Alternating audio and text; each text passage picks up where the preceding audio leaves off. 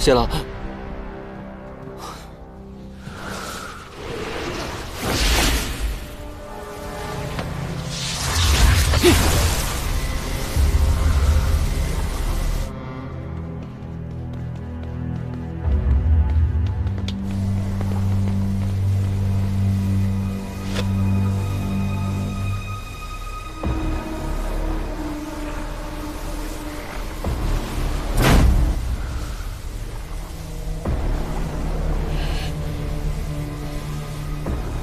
纪学文，以血献祭，皆为邪术。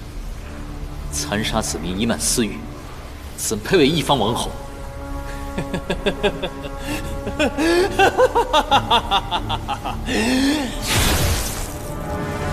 若有我，天下作甚念，有何要紧？若无我，又何来天下？你为了一己私念，屠戮生灵，陷害挚爱，居然还想把罪名赖在我们的妖的头上！你们身为天师，却携带妖物，道貌岸然，也敢智慧本王？哎，你可是整件事情的始作俑者，可别说把他打回真身这件事与你无关啊！我与此花有何干系？多说无益。今日我身上这纹路，怕是要多加几道了。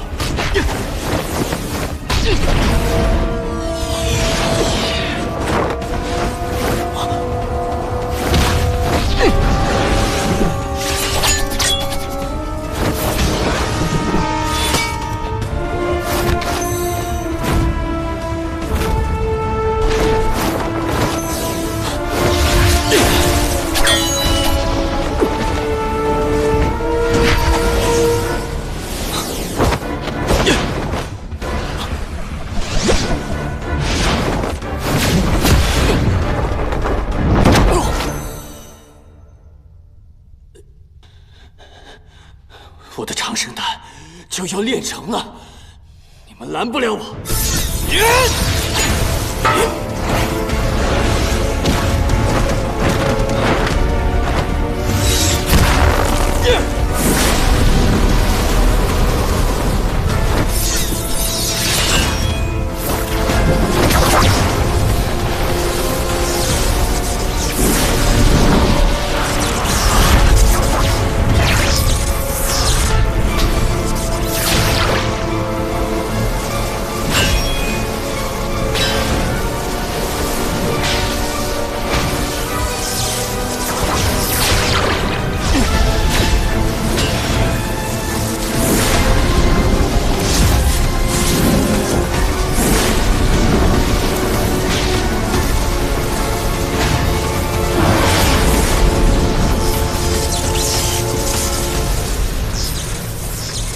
唐昭，你的不离锁对花有用吗？法术记下，你石花是人，我皆能将你召回。你要干嘛？我有办法了。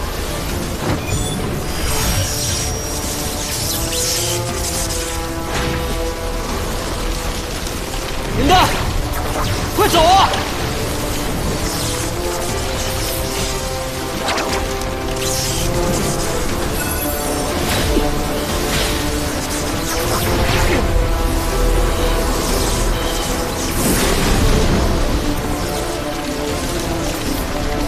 一步。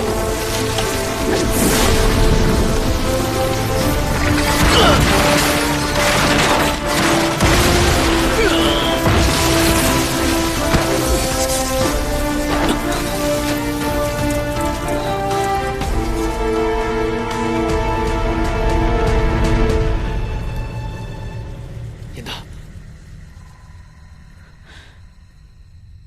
谁让你自作主张了？就该把你关在玉葫芦里。只要能为将臣报仇，这点花瓣不算什么。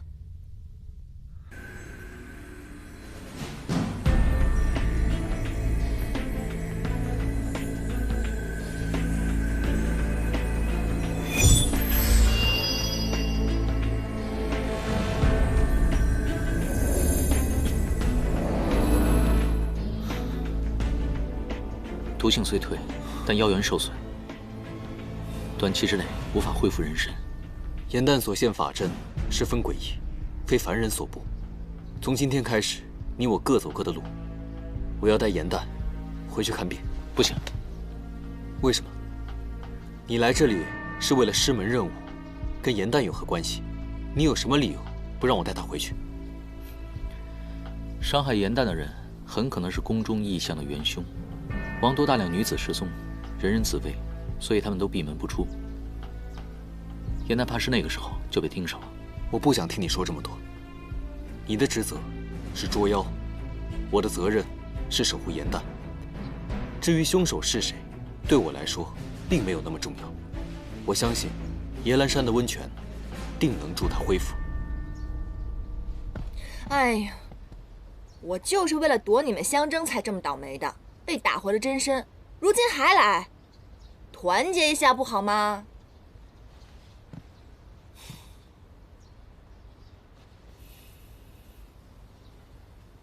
于墨，我们下山本就是日行一善的呀，若是有恶妖给我们妖族丢脸，我们岂能坐视不管？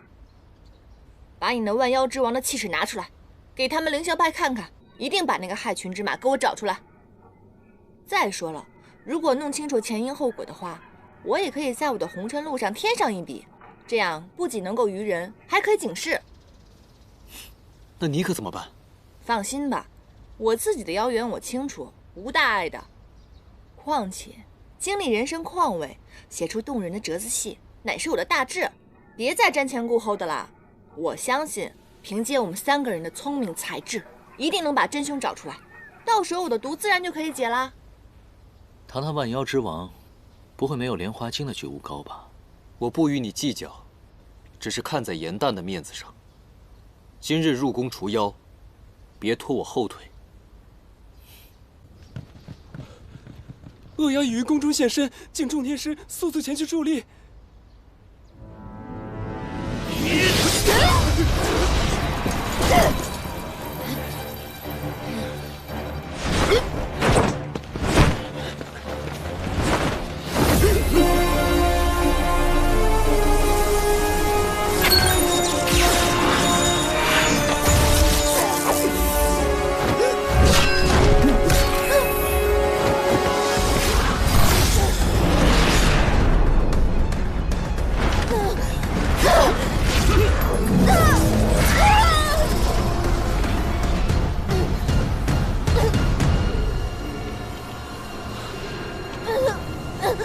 就这。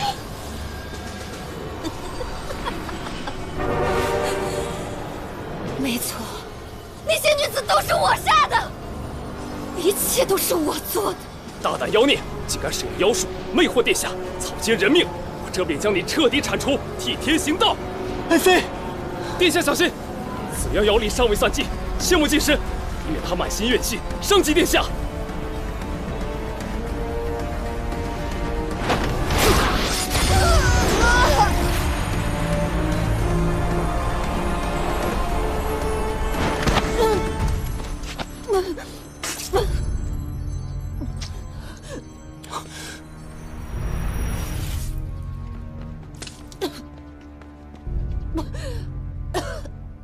将臣，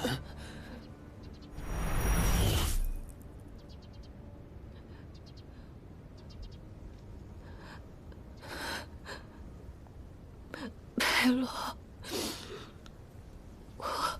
我好想回到我们初见的时候。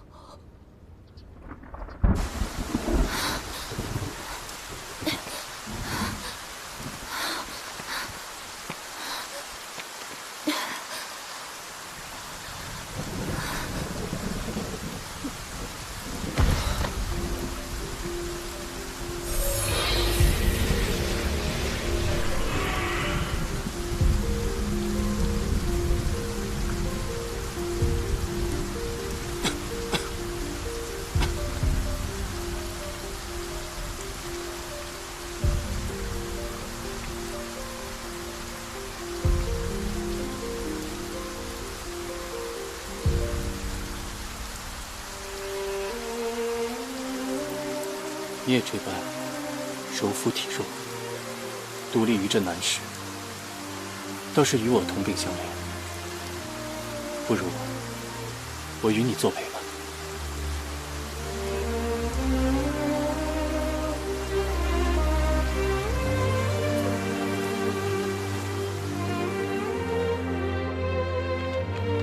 伞，雨伞，来把雨伞吧。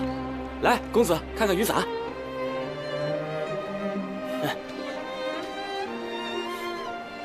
这把不错。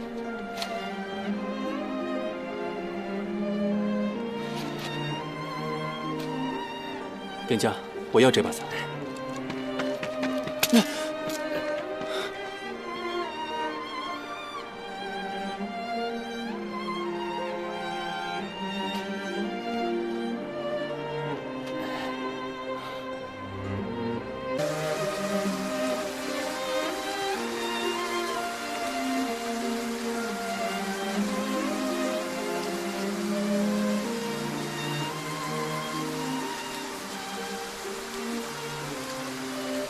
是你的吗？哦，谢谢姑娘。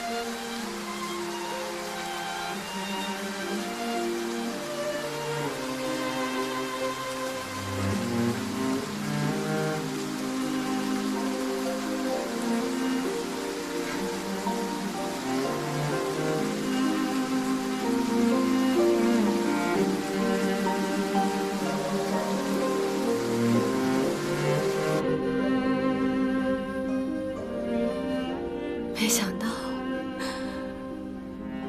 我们还是走到了这一步。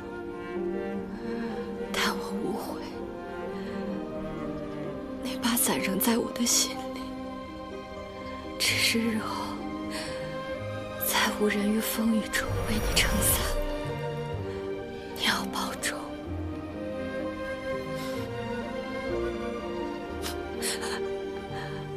佩洛。你能再抱抱我吗？若能死在你的怀里，我此生便无憾了。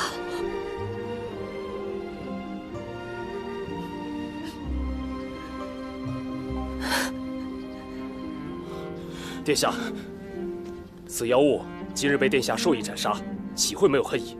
殿下切不可再被他的妖言所迷惑。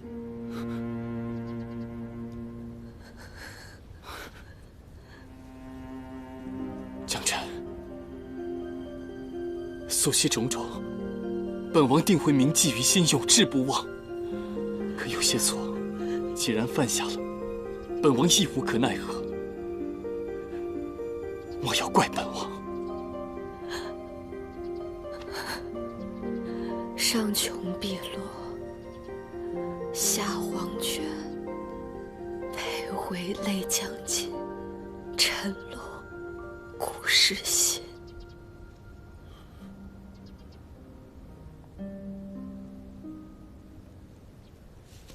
殿下，此妖妖元已碎，即将灰飞烟灭。届时幽怨之气过盛，只怕会侵染殿下的身体，还望殿下速离。殿下，这位天师说得对，消除怨念的事，就交给我们吧。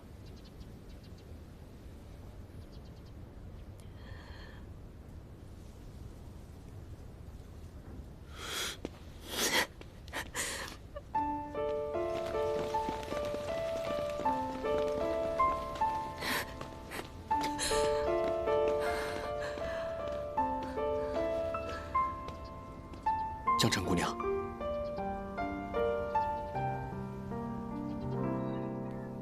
江辰，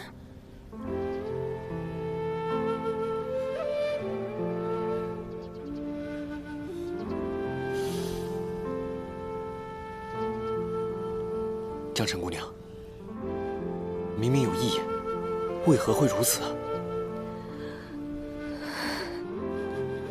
原来雨墨一直念念不忘的那个花精，便是江辰。对不起，一言。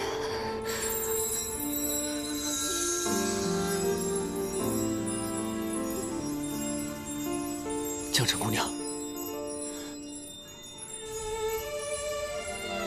江辰，江辰，我们约定好，如果我写出了戏本，无论你在哪儿都会过来演出的。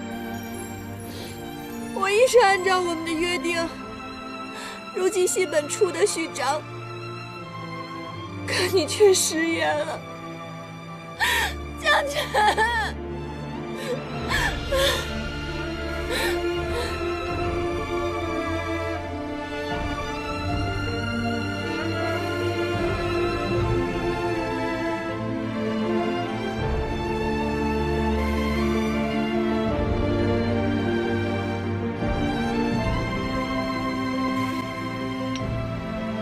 没想到，当年将臣爱上的那个病弱世子，已经变成了安都王。花间一族向来都是至情至性，绝不会萌生什么害人的心思。哦，方才呢，我已经暗中试探过他的妖元，发现他身上已经完全没有妖力了。如此看来的话，王宫里的种种异象，并非是他催发而生。那既然如此，那些天师为何还惺惺作态，做出那么大的收妖阵仗给谁看？妖物害人一般都会暗中行事，为了避免发生异象，引火烧身。将臣的妖法我认得，他绝对不是害我之人。将臣是我的至交好友，我们一定要想办法帮他洗脱冤屈。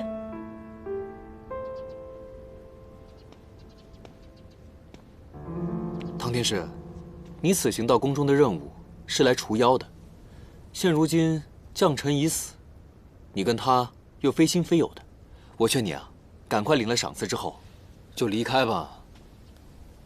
昙花花期极短，本该很快凋零，而宫中的这些昙花却长期盛开。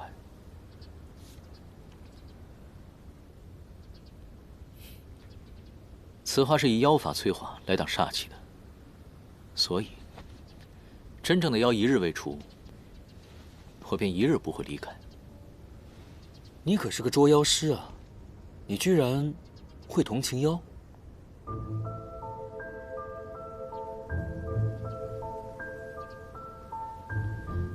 妖也有善恶之分啊。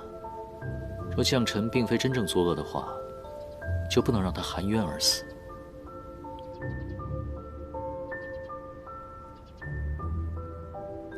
你们两个都是好人，为什么要打来打去的？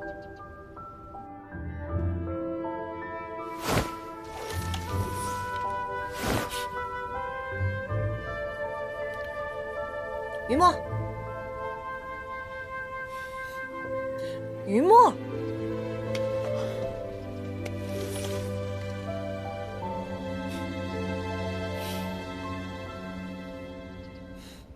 这样就对了嘛。握手言和，联合破案，我们一定要还将臣一个清白。我可没说要放了他，待此事了结之后，再算总账。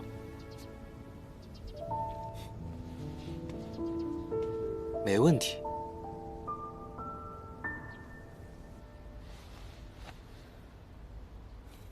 诸位天师捉妖有功，本王赐你们黄金1万两。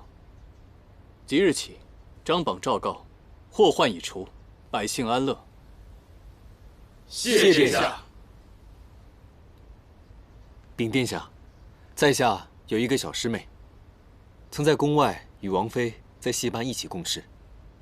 小师妹虽不知王妃生前是妖，但却知王妃心地纯良，绝不会做出如此伤天害理之事，所以在下断定，此事必有蹊跷，还请殿下明察。休要信口雌黄！既然你师妹能跟妖做朋友，莫非你们也……这个天师其实是我的一位……唐天师，不必与他们计较。我们两个本是凌霄派的弟子，我是他的大师兄，他是我的小师弟。我们凌霄派的威名，岂是你们这些小门小派在这里污蔑的？好自为之吧。你刚刚说你小师妹和王妃是旧时之交，你能在此替她说话，想来也定是重情义之人。不过此事，本王已有定夺，尔等无需多言。禀殿下，在下无意之间听到过王妃生前所吟之诗，在下猜测，王妃能写出这样的文字，其中定有隐情。说不定，她在宫中给您留下了什么。啊，当然，这件事情也只有您知道。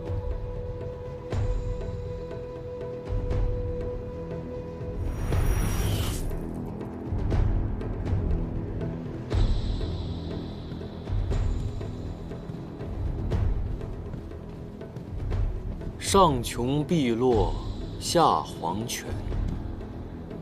现如今，他已经是下了黄泉。那上穷碧落，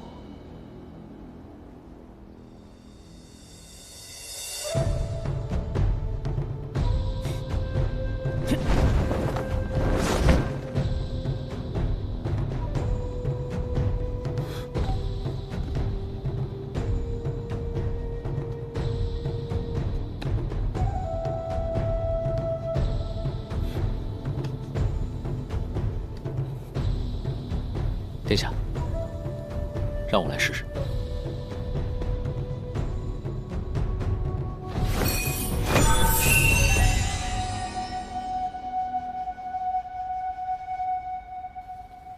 殿下，木匣上被人施了特殊的灵术，普通法术难以打开，恐怕还要另想其他的办法。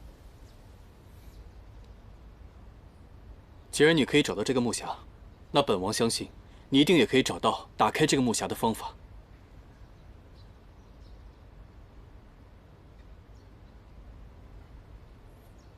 这是爱妃留给本王最后的东西。今夜子时，我在后花园等你们。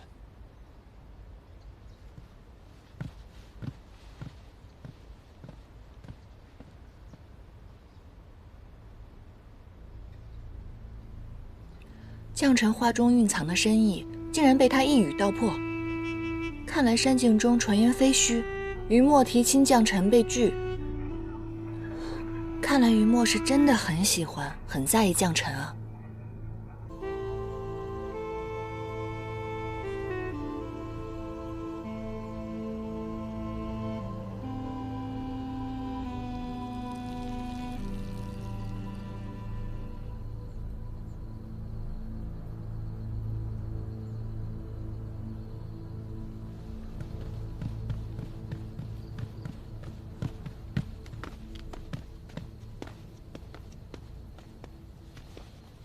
参见殿下。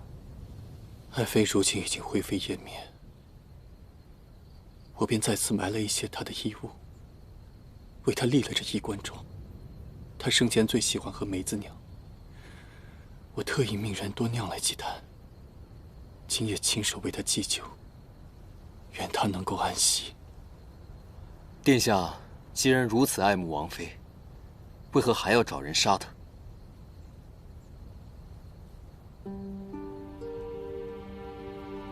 有些话，本王无处诉说。今日听闻你师妹与王妃是旧相识，便特意召你们前来。本王与将臣夫妻情深，王妃是处处为本王着想，都是因为本王身患怪疾，王妃是为了给本王治病，才出此下策，杀人炼丹。纵使她所做的一切都是为了本王，但她罪孽深重，错了便是错了。本王总要给那些含冤而死的女子一个交代。殿下对王妃情深意重，众多女子无辜惨死，宫中谈话依然未能消退。若不做法净化一番的话，宫人会受怨灵侵扰。还望殿下准我们在宫中暂留一下，驱赶怨灵，消除怨念。那便有劳天师了。王妃本是梨园名角，可精通炼丹之术，殿下却从来没有猜忌过。哦，也就是说，殿下早就知道王妃是妖。不错，本王早已知晓此事。当年本王在南都养伤，杀鸡4伏，爱妃就曾路过妖身，救过本王的命。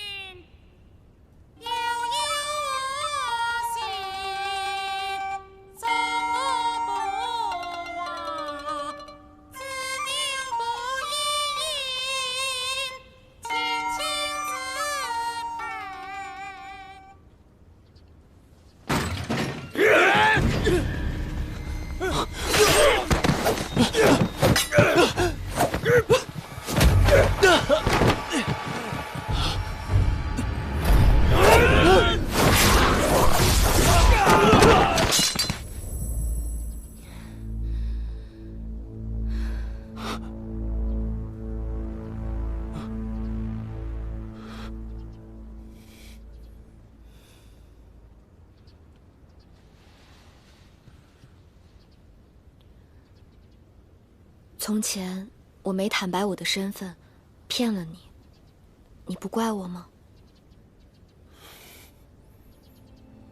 我可是妖，你不怕吗？你可知，你现在在我眼里的模样，更像仙子。无论你是何身份，你都是救我于危难，伴我于孤苦的将臣啊。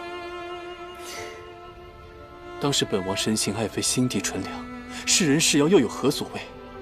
所以我承袭王位之后，立马封她为王妃。只是没有想到，她爱令智昏，为我犯下了如此罪孽，终究是本王对不住她。在下与王妃亦是旧相识，得知王妃已逝，在下也是心痛不已。不知可否借殿下梅子酒一用，让我祭奠王妃，告慰她的在天之灵呢？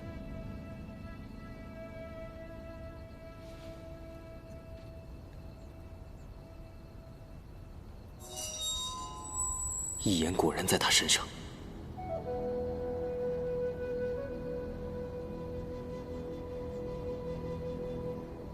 他身上为何带有镇妖之物？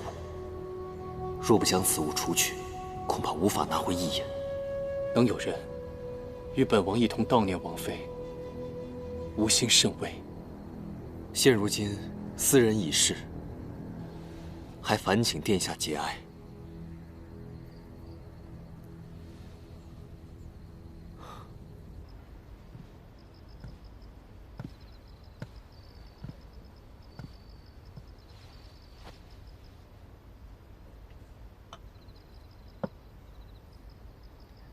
好不容易把你从唐周的手中抢回来，咱们两个也算是久别重逢了。要不要饮点茶？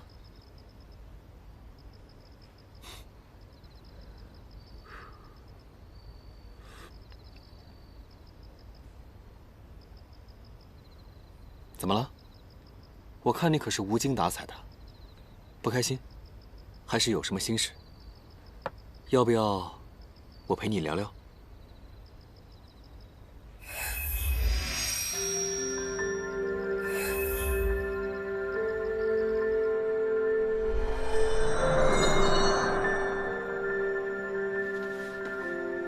云墨，你怎么进我妖园里了？让你偷偷溜出去，现在知道山主大人的好了吧？这是花露，可以滋养妖元，快喝了吧。没想到我们的久别重逢，竟然是因为将臣之死。云墨，你现在还好吧？我能找到你，自然好极了。云墨能把最珍贵的一言给将臣，定然情深意重。如今将臣不在了，他怕是万般难过，不愿多提。我还是莫要再说此事，徒增他的伤心了。颜淡。啊，你们今日找到的那个檀木匣，上面纹着的是我们花间族的锁心藤，每颗藤的打开方式不同，你们后续要多多调查，来寻找打开的方式。好。还有，我知道一眼对你来说十分重要，你放心吧，我一定会想办法帮你找到他的。我已经知道一眼在何处了，只是现在暂时没有办法拿回，待时机成熟，我一定会将它取回的。而且一眼可以帮助你恢复人身，到时候我们就可以一起回家了。嗯。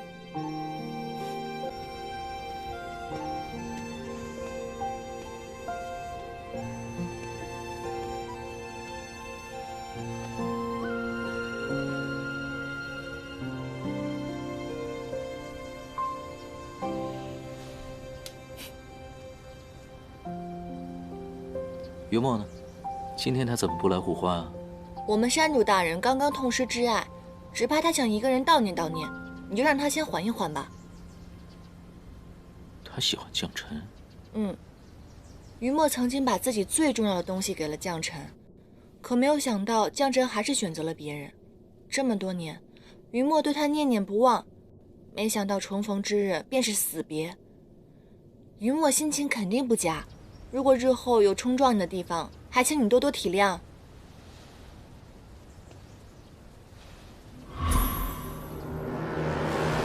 这是什么？这是专门用来净化怨灵的净身符。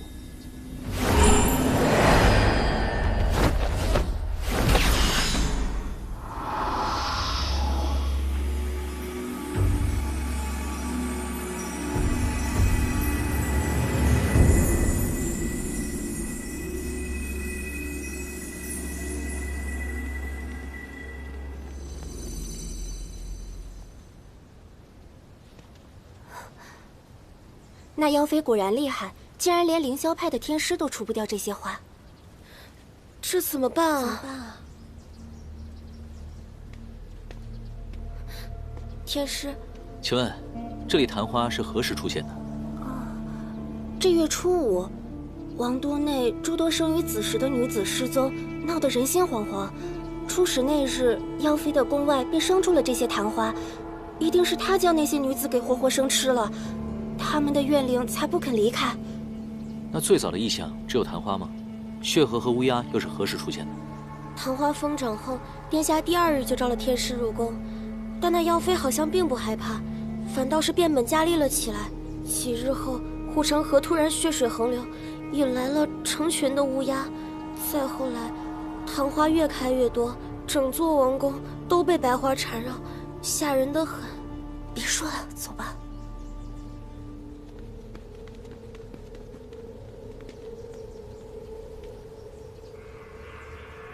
其实安都王早就召来了天师，为何反而生出了更多异象？就算将臣想帮安都王炼丹，可怎会在众目睽睽之下当众作乱？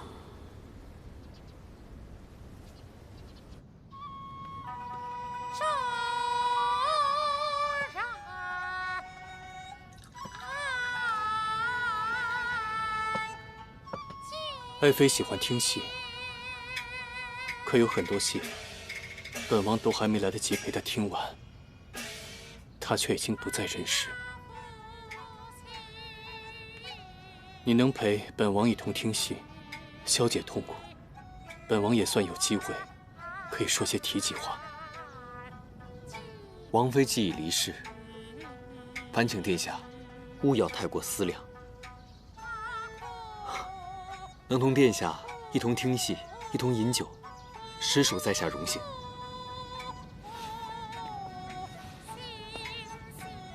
在下敬殿下一杯，烦请殿下节哀。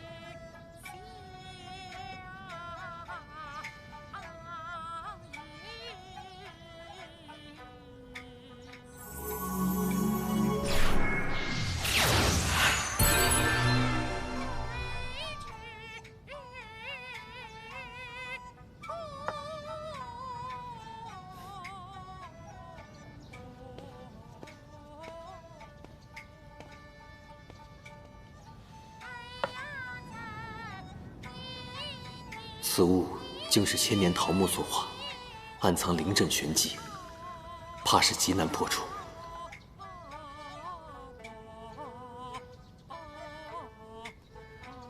你可有找到打开木匣的方法？回殿下，打开王妃木匣的线索，定在王妃的寝宫当中。但是在下频繁地出入王妃寝宫，实属不便，不知能否烦请殿下赐我一道手谕，方便查找。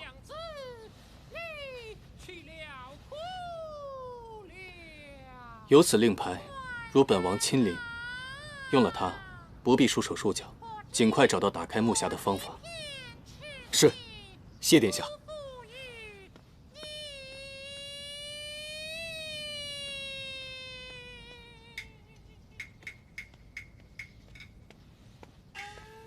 娘子，保重身体，要紧。殿下，法事做得如何了？怨灵可有消散？未能完成，想必因怨念过深，还需几日。唐天师，快坐下，饮酒啊！师傅是让我们来收妖的，你日日喝酒，夜夜笙歌是吧？酒逢知己千杯少，我与殿下可谓是相见恨晚，故多饮了几杯，无妨。快坐下吧，别扫兴，饮酒。宫中怨灵还未净化，此事耽搁不得，你得跟我一起走。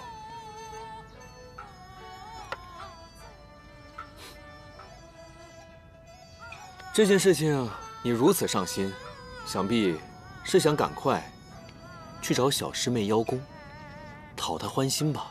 装睡的人永远叫不醒，我懒得和你纠缠。你看，这就是你的不对了。你术法不精，请人帮忙，还这个态度啊！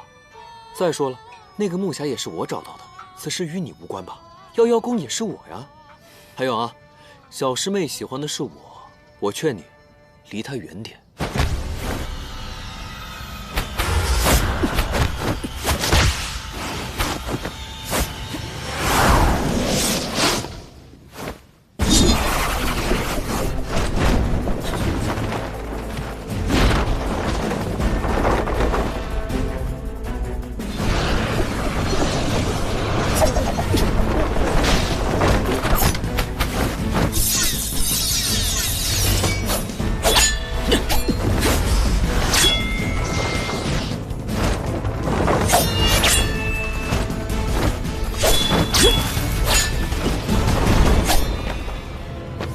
不是已经握手言和了吗？怎么又打起来了？修行中人，原来也逃不过一个情字。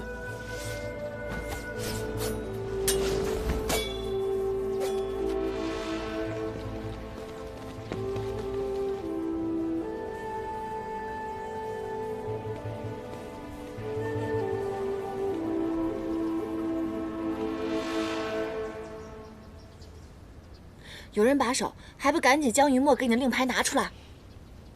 你倒是机灵。当然了，就你这种小伎俩，骗得了裴洛，可骗不了我。安都王非常可疑，我需故意装作与你内斗，方能解除他的戒心，懂吗？妖心不正，才是阴谋诡计。这又不是阎兰山，我也不是陪你演戏的小妖。你看你。但是你可别忘了，现在他相信的是我这只妖，并不是你这个天师。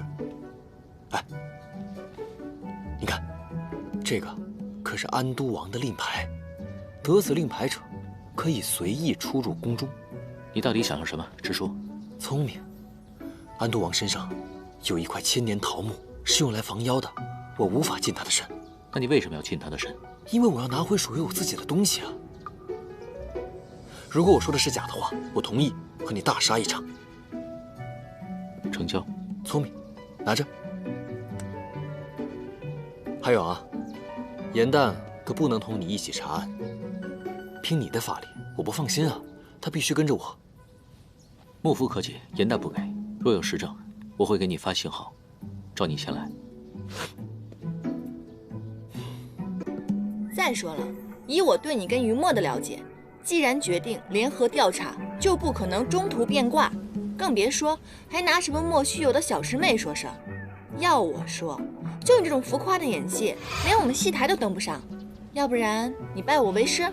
若是在我师门，你这种狂妄小妖早就被关进捉妖瓶了。啊，对了，我的玉葫芦正缺一枝花插瓶，你觉得你自己合适吗？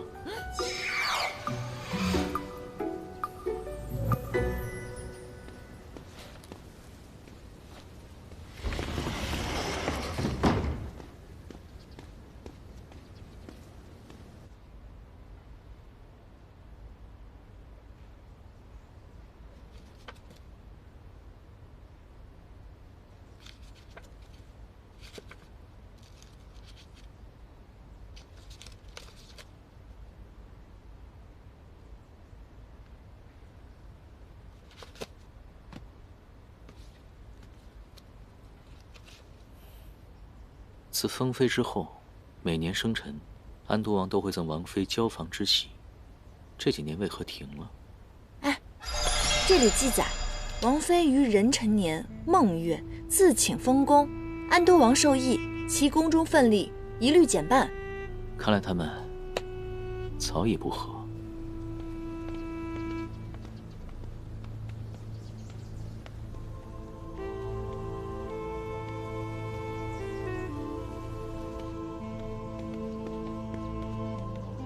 姑娘，请留步。姑娘，这花从何而来？你要抱它去哪儿？此花原由殿下和王妃合种在百花园中，如今王妃已经亡故，此花无人照料，殿下便下令把它丢了。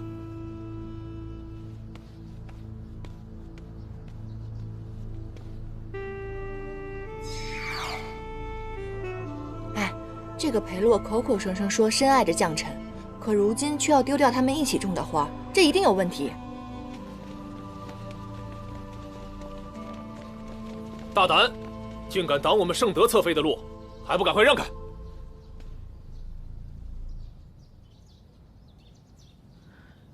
一个妃子，身边为何竟是素衣术士？放肆！这是你该问的吗？还不赶快跪下请罪！慢着！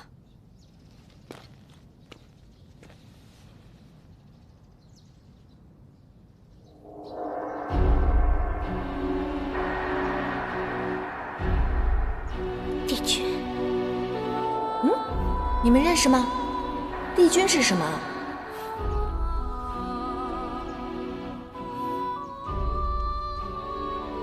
侧妃怕是认错了，在下凌霄派天师唐周，奉安都王之命，前来驱除怨灵。今日初见，不慎冲撞了侧妃，还请侧妃见谅。帝君下凡历难，定是不记得九重天上之事了。落轿。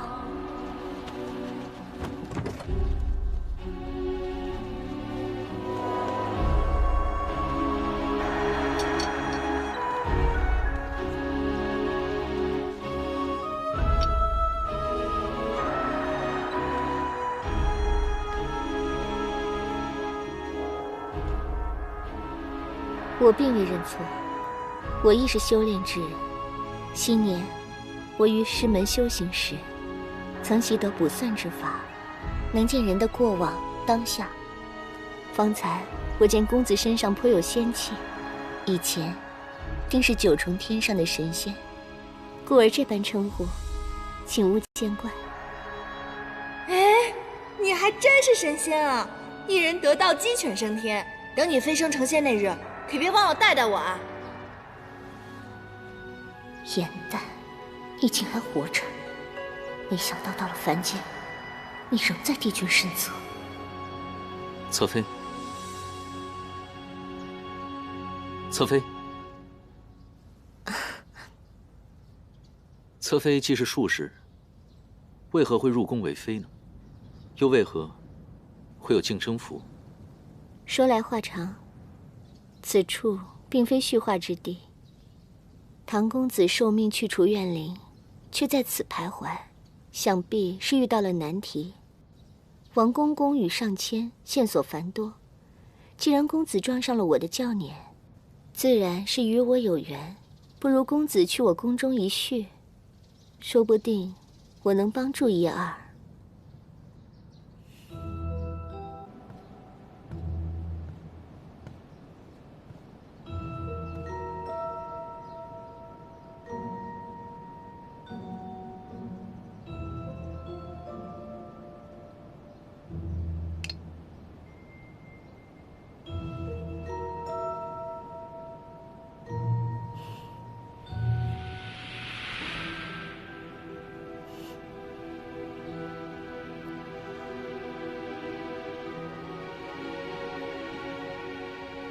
合欢露可催情生恋，往日在安都王身上已应验。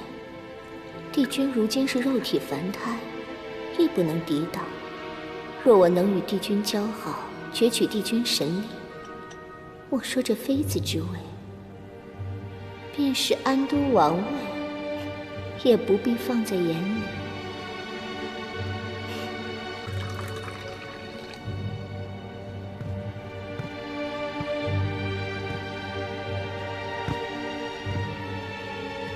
唐公子，你四处奔走定是劳累，我为你泡了杯香茶，你可以先坐下歇息片刻。不必了，任务在身，就不劳侧妃了。侧妃赐茶，不接只怕不敬。你表现得随和些，接下来才好套话。别闹了。唐公子不必着急，你且安心饮茶，我自会将宫中的情形一一告知。多谢侧妃。哦，对了，侧妃，你宫中的修炼用物都是何人所用啊？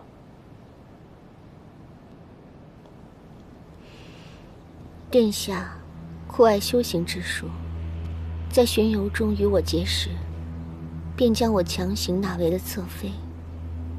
此后，他便常让我做一些修炼用物、灵文符咒与他使用。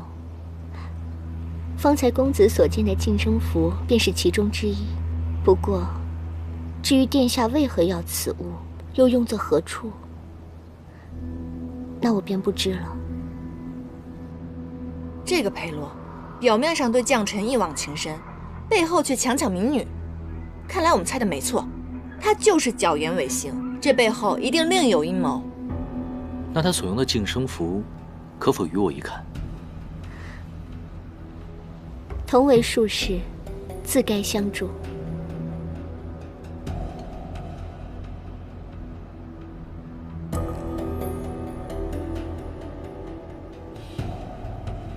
9位，此物需每日更换，这张符纸便是刚换下来的。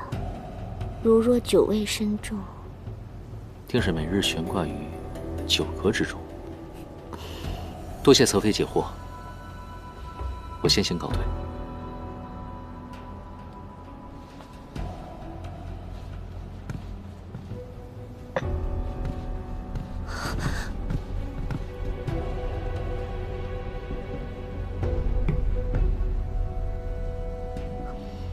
无妨，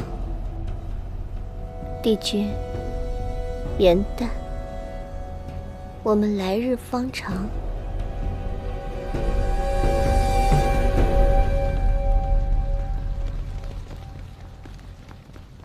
殿下，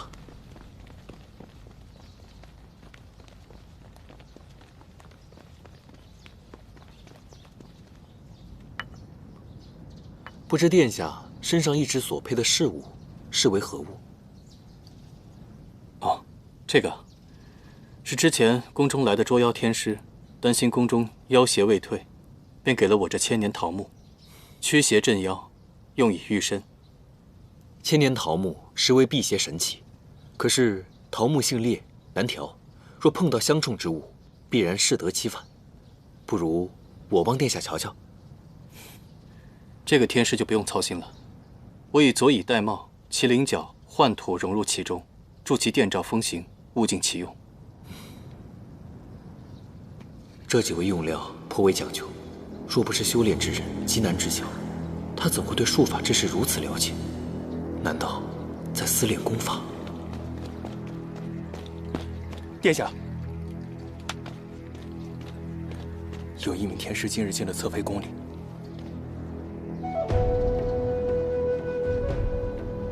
我还有些政务要处理，天师先自饮吧。殿下请便。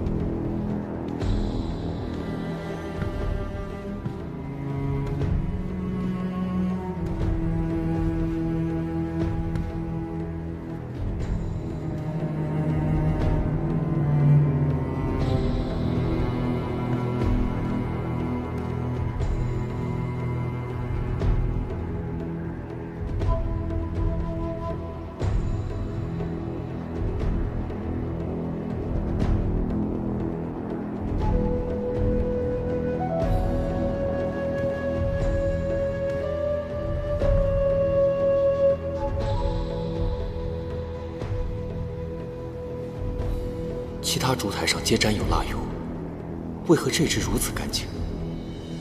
除非它不是用来点灯的。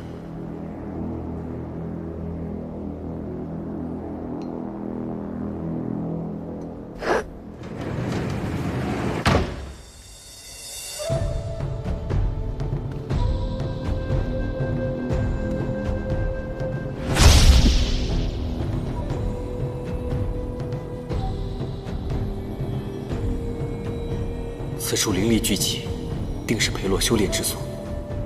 可惜镇妖符在此，唯有唐州能破，便宜这小子了。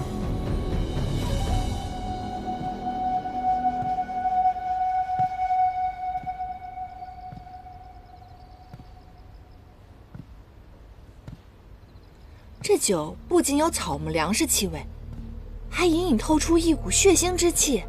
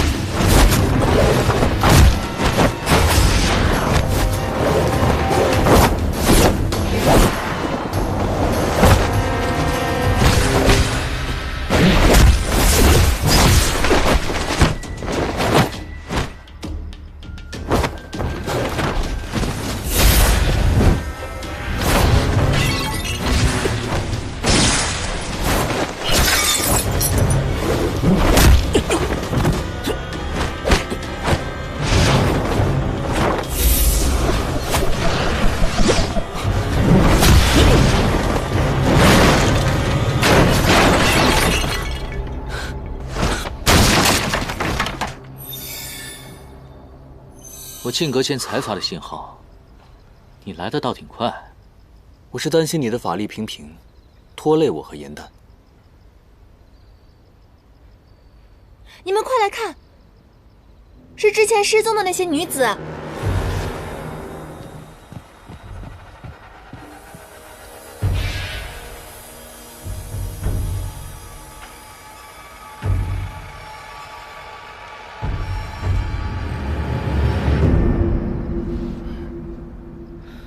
这些女子是被割喉放血而死，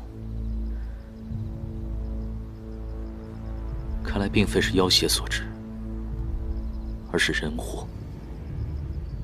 难怪那小子跑得那么快。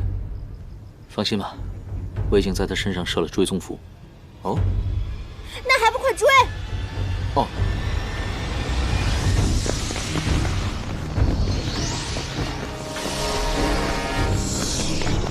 这边，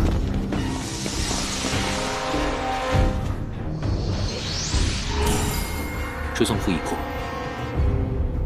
他发现了。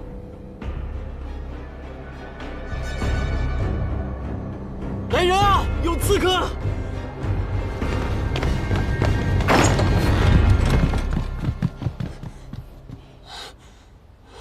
有刺客，刺客往那边跑了，快追！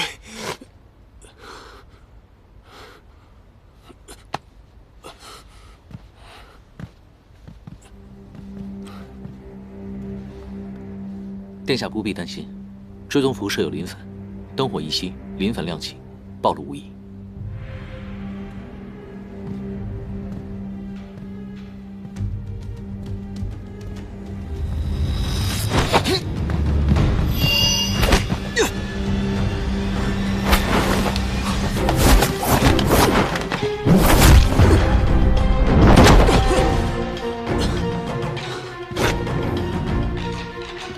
你果然在私练功法。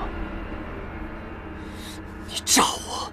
你虽为人，为祸之身却远胜妖魔，居然还以桃木符傍身，真是讽刺。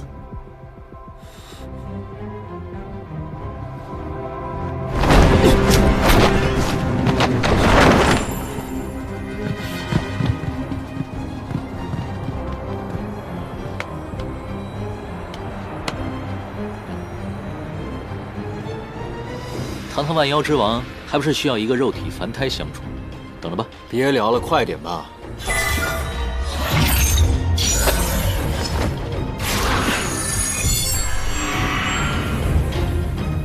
哇，谢了。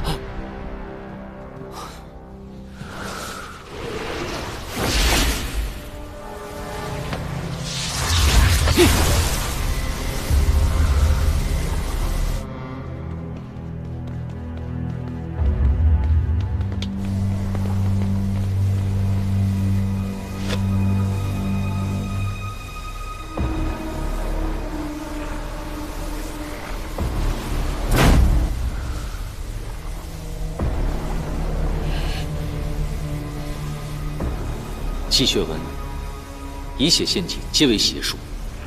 残杀子民，以满私欲，怎配为一方王侯？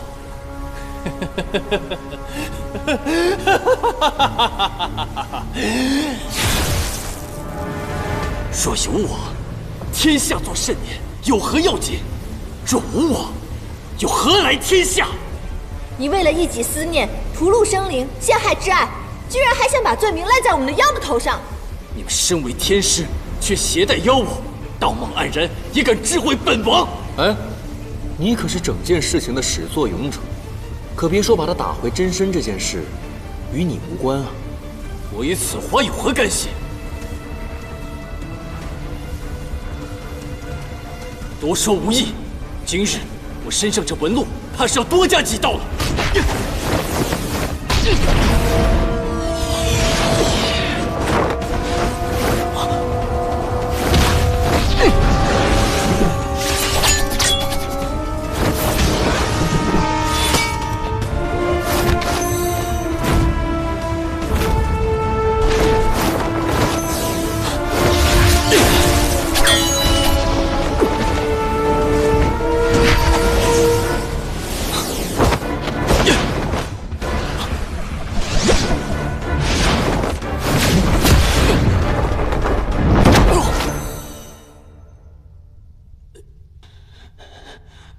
我的长生丹就要炼成了，你们拦不了我！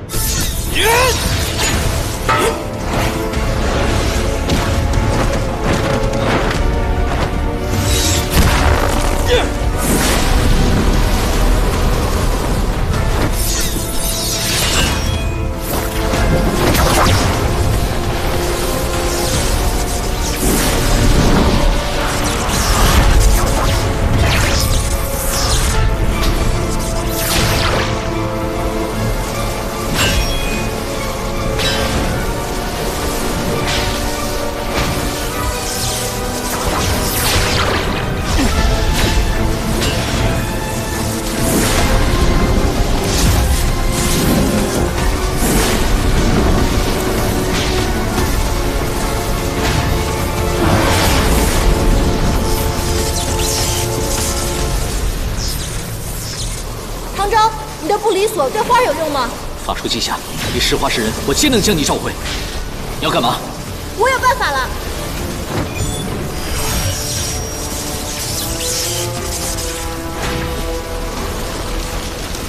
林丹，快走啊！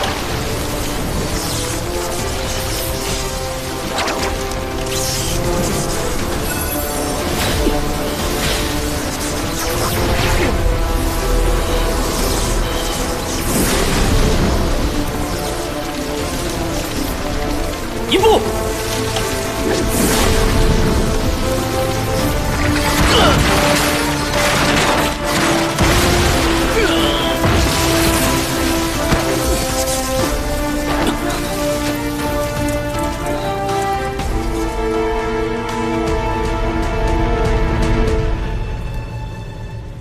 林丹，谁让你自作主张了？就该把你关在玉葫芦里。只要能为将臣报仇，这点花瓣不算什么。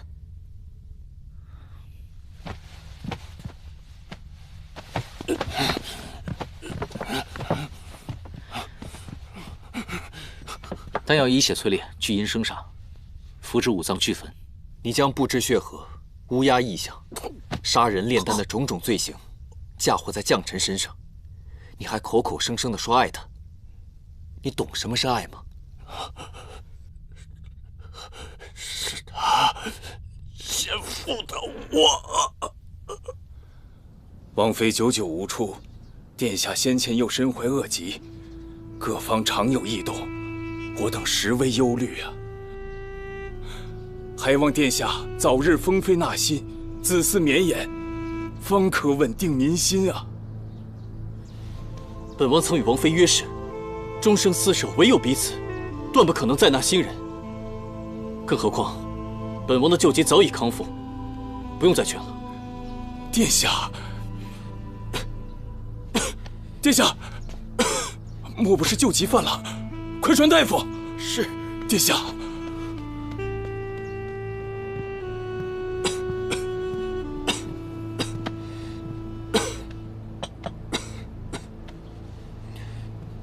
裴洛，大夫已言明，你只是一时心急，胸口淤痰，往日旧疾早已痊愈，你大可不必焦心。除去极恶，与常人无异。我乃至尊人杰，定是要长命百岁，与天同寿。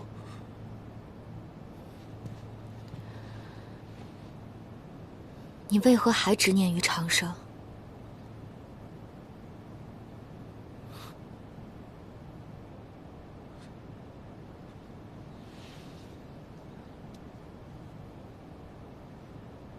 我曾久病缠身，差点同你天人永隔，我怎能不后怕？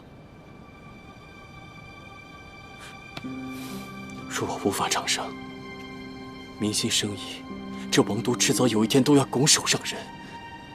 我顶着谋士的压力，始终不肯纳谏，是因为你我有约定，只有彼此。你若不助我长生，又如何实现厮守终生的诺言？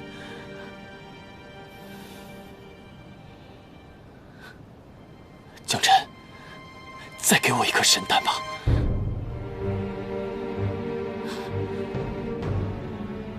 当年你命短受邀，只求多活几日。我祝你如常人般康健，你可以平安到老了。为何还不知足？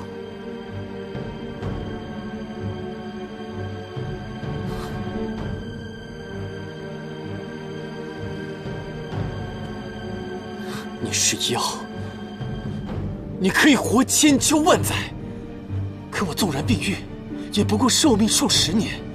助我长生对你而言轻而易举，为何你这般自私，就是不肯助我？无中生有之事，你叫我如何帮你？裴洛，你为何变得如此贪婪？你还记得我们当初的模样和心愿吗？我当然记得。可你知不知道，我为了信守诺言，承受了多少重压？对于纳妃之见，我一概不理。你有为我考虑过吗？江辰，不是我变了，是你变了。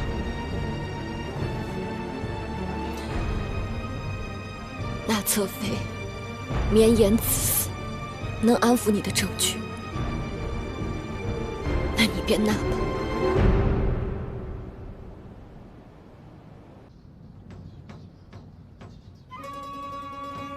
娘子，你我两情相悦，定当永结同心。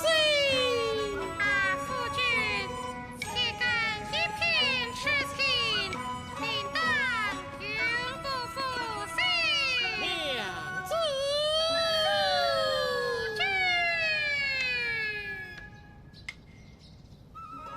今夕如昨，却物是人非。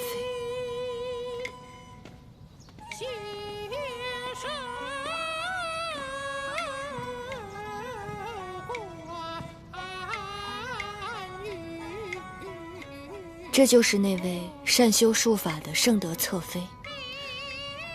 这帮戏子的唱功极差，远不如你。不如王妃登台表演一段，给我们助助兴。我无法相助殿下，不配做这个王妃。将臣自请封宫，从此不出宫门半步。王妃宁愿与殿下永不相见，也不愿意助殿下一臂之力吗？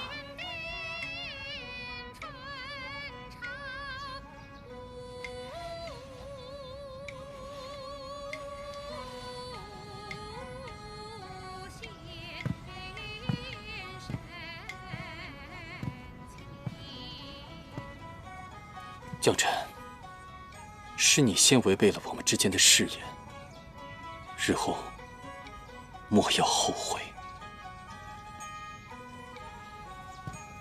即便我困死宫中，也不后悔。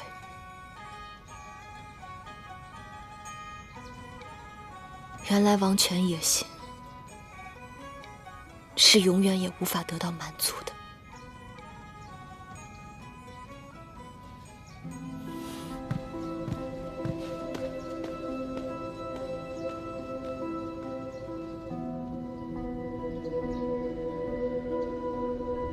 他为了你的王位，不惜暴露自己的妖身，顶罪自戕，甚至损耗自己的妖力，为你拦住了杀人炼丹的煞气。他做了这一切，怎么可能负你呢？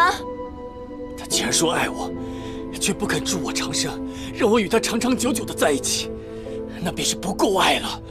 若不是他有心隐瞒，我又何苦练此功法，又何苦推他出来顶罪？明明是你执念太深，他并没有瞒你。这世上本无什么长生不老之法，你能活到现在，也不是因为杀人炼丹，而是因为将臣帮你寻了一样宝物，才可以让你延续性命。而你却不知天高地厚，不懂感恩，只知贪婪。此法物于你于他，是祸非福。昔日之言，今日终于应验。你什么意思？将臣为了你，向我多借了20年的光阴。这20年，他只求你快乐。而现如今，心愿已破，戒主已丧，是时候该收回我的东西了。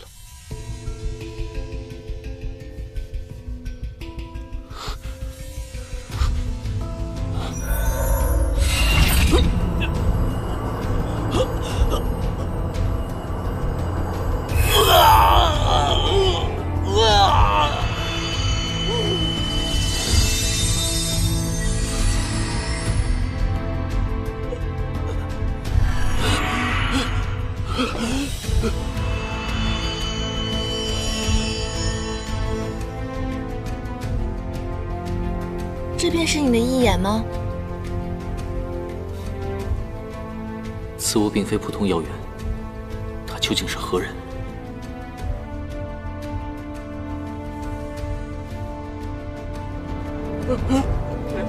你双手已沾满鲜血，天意不容。将臣一定有办法。神丹，箱子里肯定有神丹，箱子里肯定有神丹，你们一定有办法打开它。锁心藤乃是花精族妖法，由执念所化，唯有化解心结才能打开。将臣既是因你生愿，能打开此匣的，便只有你。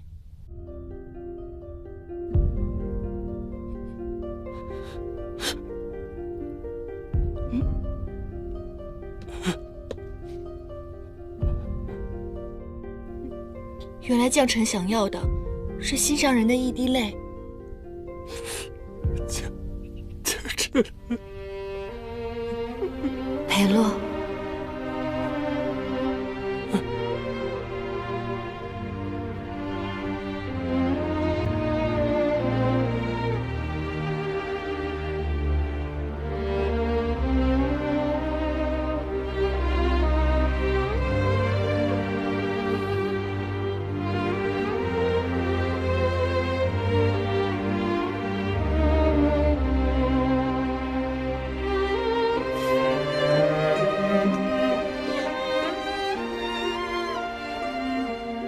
封妃乃王宫重视，你我早已登载史册，流传万世，为何还要学百姓做法，共写婚书啊？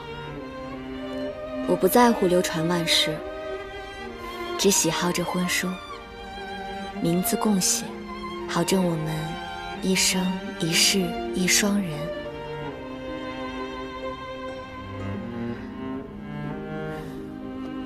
我可得把它好好藏好，万一哪一天你说话不作数呢？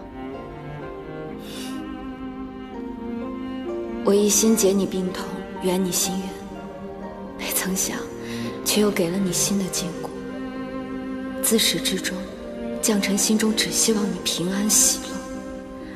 有朝一日，再与君共撑纸伞，相濡以沫。满目山河空念远，不如怜取眼前人。唯愿君心似我心，不慕江山纸木人。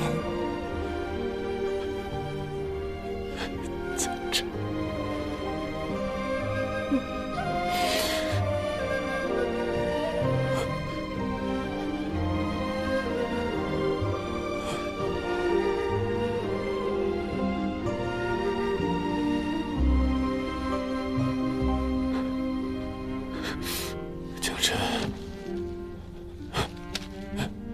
江辰，江辰，江辰。这花里还有将臣的最后一口真气，快让裴洛再看他一眼。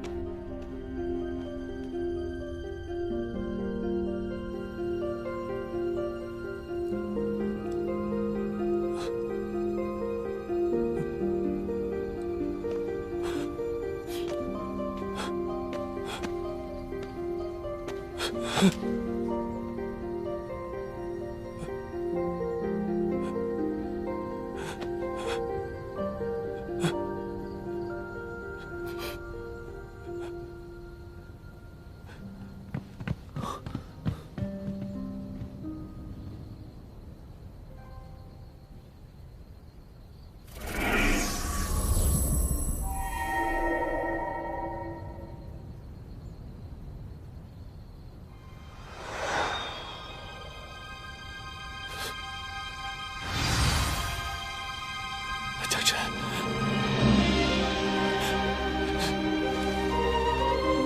江辰，我来晚了，我错了，我不求成圣了。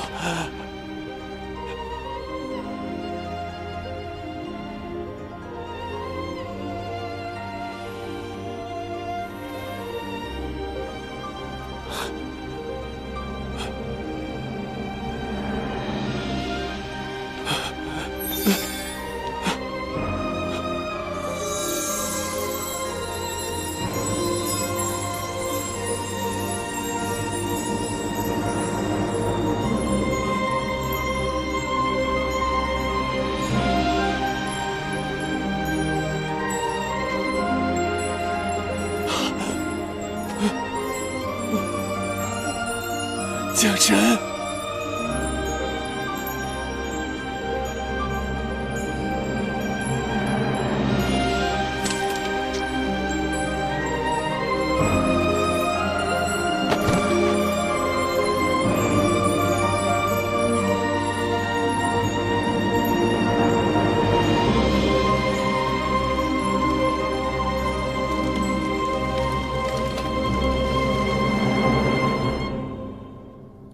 江辰，你的心愿已了，你安息吧。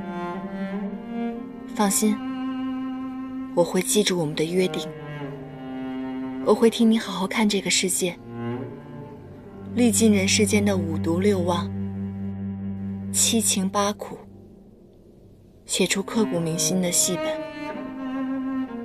感动三界四海。颜淡，你是否觉得我此般娶回一眼，过于残忍？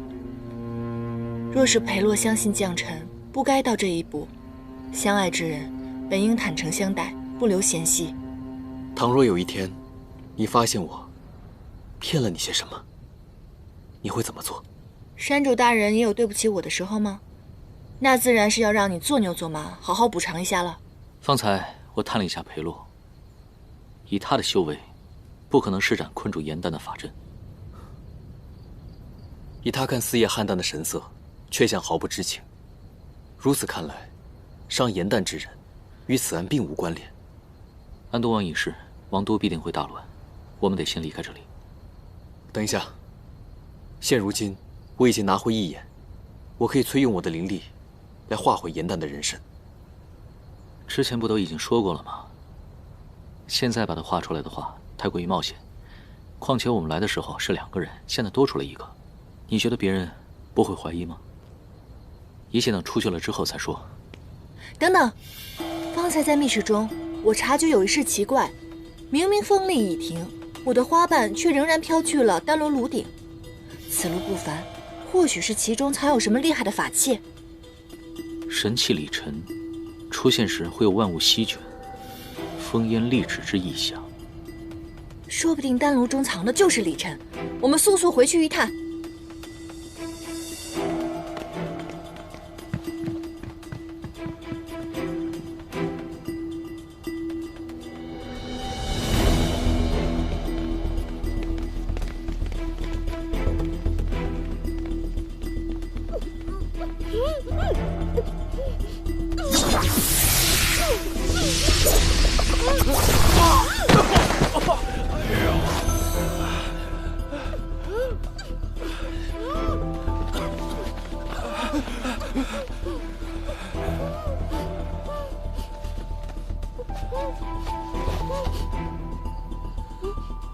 侧妃，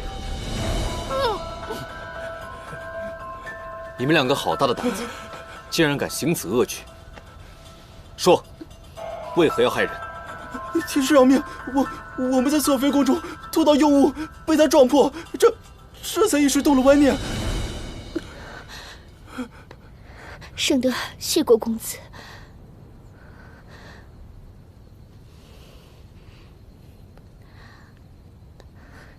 公子救圣德性命，圣德无以为报。我愿将我师门法宝礼尘赠与公子，以报救命之恩。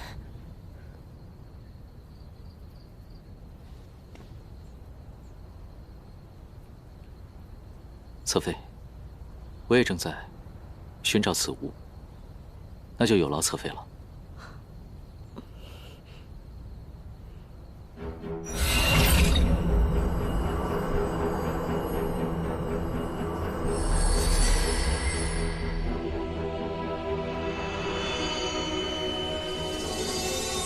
安都王不仅强行纳我为妃，还因发现了我贺心门的至宝礼尘，欲占为己有，屠我满门。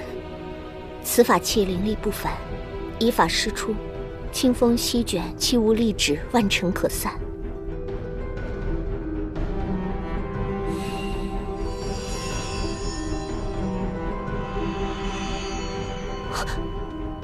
这宝物从未有过认主之相。我为修炼之人，知晓所有法器皆有灵性。既然宝物认主，那必定是与公子有缘。公子便请收下吧。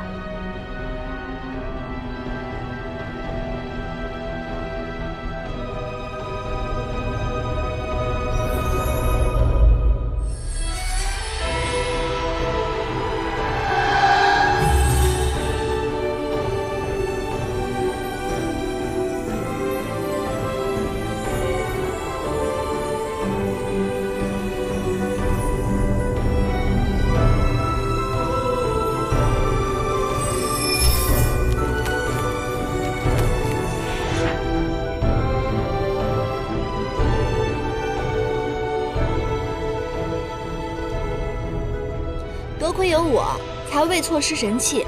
等出宫了，你可得准备8针玉石、传奇画本，好好感谢下我。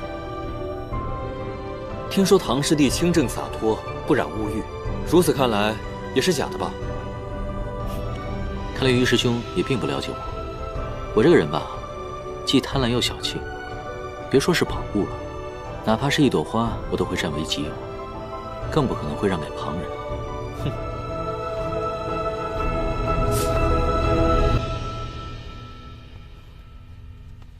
此物需通晓玉器法诀，方能使出神力，不然便一如普通浮尘。安都王昔日略得匆忙，法诀应该还在我师门之中。不知诸位可否愿意多费些脚程？看来侧妃的意思是，只有我们送你回师门，才肯将玉器的法诀交予我们。安都王已死，也没有人再限制我的自由。我想重回师门，为师父守灵，只是师门路遥，去途艰险，我孤身一人，不免畏惧。此物与我有救命之用，多谢侧妃相赠，我定会护送侧妃回师门。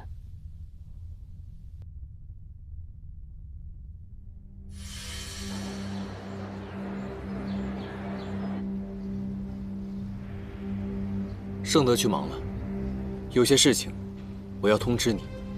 王公案已结，我要带严旦回家去。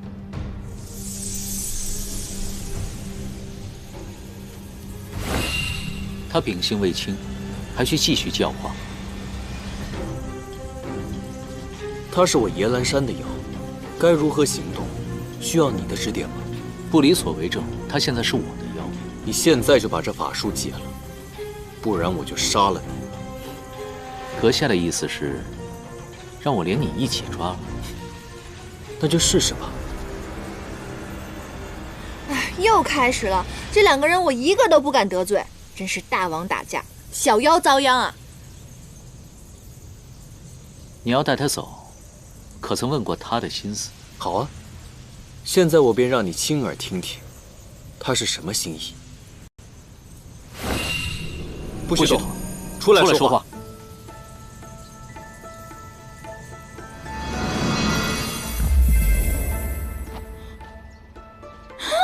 我终于变出来了！我只身在外折腾那么久，我看看我没事吧？我这破竹子怎么还在？啊？在就在吧，在就在。放心吧，连青依旧是倾力出尘。我得试试我的妖力还在不在。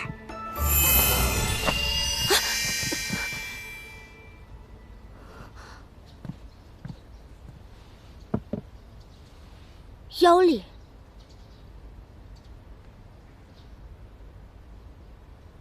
你是何人？为何在此？我是……他是我所抓的小妖，之前呢一直藏于我的袖中。听取了王公诸事，一人知晓你的身份。不过他秉性善良，绝不伤人，不必担心。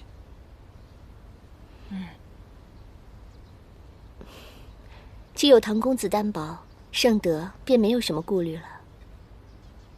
姑娘，你叫什么名字？我叫严旦。之前多亏了你给我们线索，这才让我们把安都王的嘴脸给揭穿了。客气了，我还得多谢你们救我于水火呢。不客气，不客气，这是我们应该做的。严旦，唐周已经答应盛德送他回师门了，而且盛德这一路端茶送水，体贴照顾，相处甚好。我们两个就不必再次打扰了，就此别过吧。盛德是客人，不必劳烦他。我向来有严旦伺候，所以他必须留下。唐周，你忘了你身上的使命吗？你可谓是肩负重任，而且人妖殊途，就算再舍不得，终究也是要别离的。我相信，你懂我在说什么。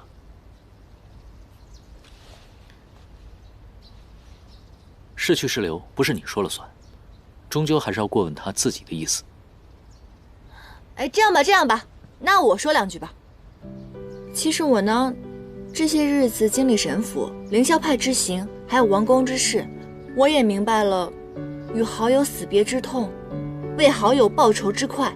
可就算经历了这些，我对世间的人心、世事还有很多的疑惑，所以我想还是周游四方，早日完成与将臣的约定，写出一部名扬四海的细折子。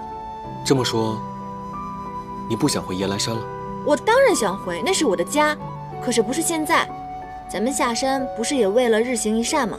再说了，唐周已经答应盛德送他回师门了，两个人也不方便，不如我们一同游历，好好体会下人生，还能互相照顾。你觉得呢？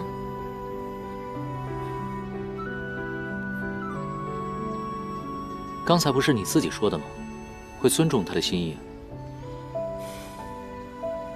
严旦，答应你便是。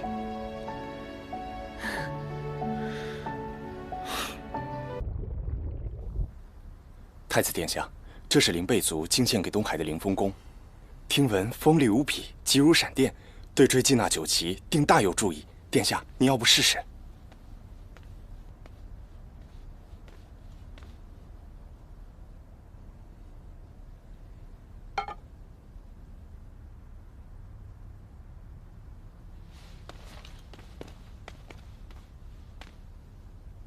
你今日如此反常，竟然主动来找我，定有缘故。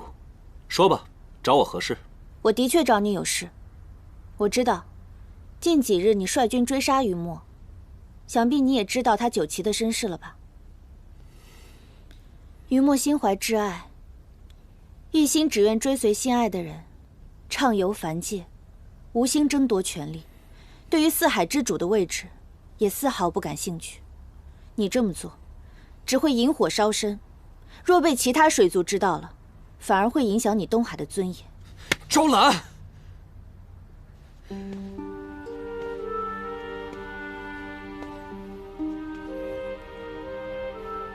你今日主动来找我，竟然还是为了那个雨墨。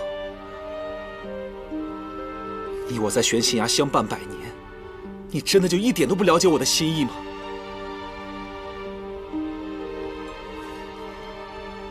我一直追杀他，真的就只为了那一个尊位？如果你说的是真的，那我们同病相怜。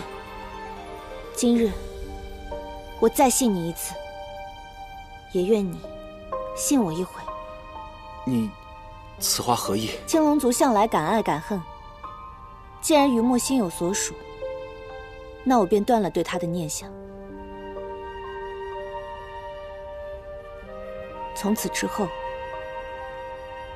我与此人再无关系。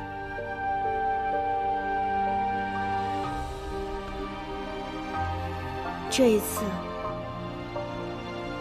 我定不会拖延推诿。我愿与你定下婚期，嫁入东海。此话当真？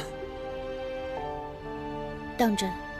南海和东海的联姻，想必你日后四海之主的位置，定坐得安稳。但是，我不喜欢杀戮，只愿你放了雨墨，善待四海水族。从今往后，我便与你一心一意守护四海，伴你地久天长。好，我答应你，我不再追寻雨墨，我这就修书你父王，早日定下我们的婚期。那我便回南海，准备嫁衣，等你迎娶我。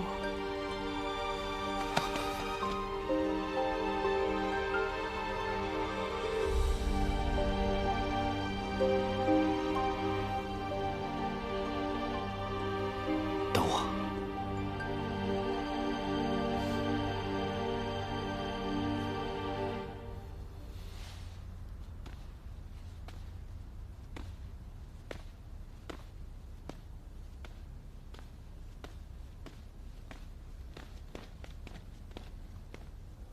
殿下，您真的相信赵良公主所说的话吗？我想信他一次，不过你还得通知我们藏于南海的人，时刻盯紧他们父女，有任何异动随时禀报。是。那九旗继续追踪，格杀勿论。是。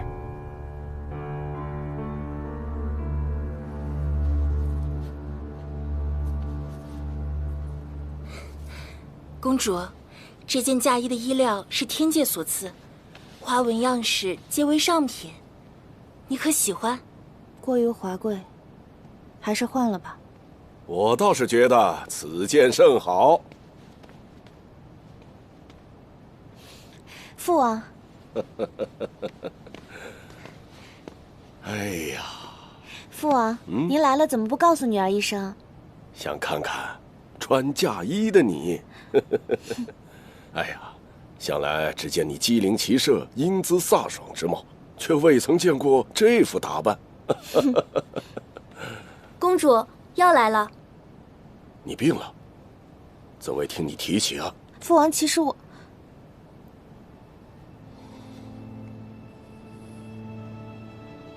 你们退下。是。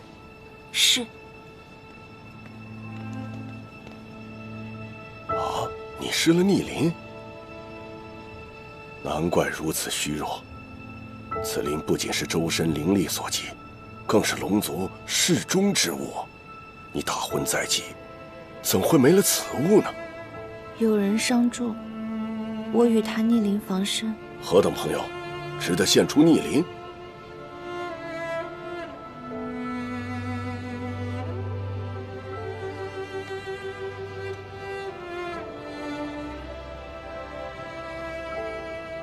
幻心灵但凡遥想，便生裂纹。我猜的没错，想来是有人遥想了此灵，你便情定于他，因此愿给逆鳞正心。既如此，你又何必答应与东海的婚事呢？女儿与那人有缘无分，只能以朋友的身份相处。如今女儿已舍念自误，只愿缔结姻缘，助敖轩登位，庇佑青龙族，太平永盛。我向来无意在四海揽权争霸，又何必拿你的姻缘去换取所谓的繁盛？为父心中唯有你幸福安康最重要。告诉我，你那心上人是谁？我派人前去探问他的心意，绝不让你错失良配。父王，这桩姻缘并非是女儿一人之事。敖轩为人心狠手辣，东海残暴，若你去寻了此人，那人必定会面临追杀之危，还会连累到整个南海。父王，女儿已认清自己的命运，还请父王莫要因为我得罪东海，增加无谓的杀戮了。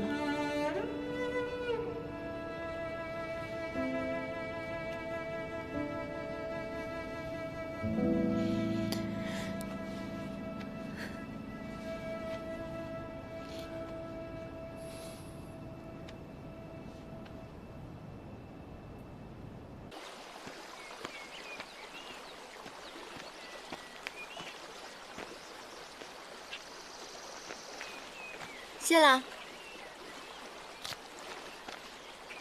没想到，竟然让害你的人逃了，我真是心有不甘啊。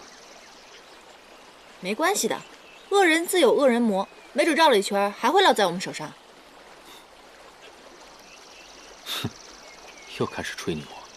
云墨，我之前看过一本书，这书上写着，若是我们妖死了以后，我们的元神会脱离三界，飞到一个叫夜忘川的地方。若是元神可以忘记过往，成功渡川，便可落入凡尘，重新活过。说不定这样也好呢。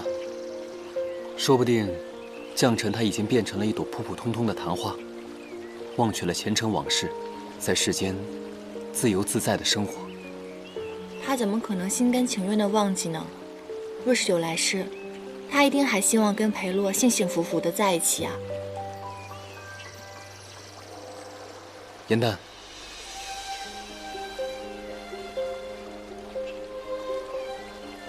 没事。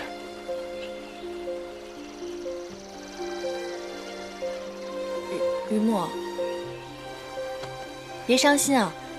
爱人虽是，可是你还有爷兰山，还有我，你还有一大家子的人关心你呢。你要振作起来。他竟误以为我喜欢将臣。我若是明说，解释将臣得到一眼的原因，只怕他会刨根问底，知晓我隐瞒他失忆一事。颜淡，过往的很多事情，我也不愿再提。但是我与将臣之间，没有任何别的事情。此事，你也不必再挂心。好，好，好，不提不提，我再也不提了。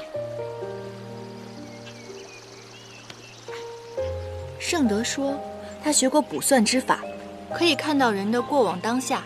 要不要让他帮你看看？也许你的良缘正在来的路上呢。凡人修炼，怎可能通过往当下？他究竟是何人？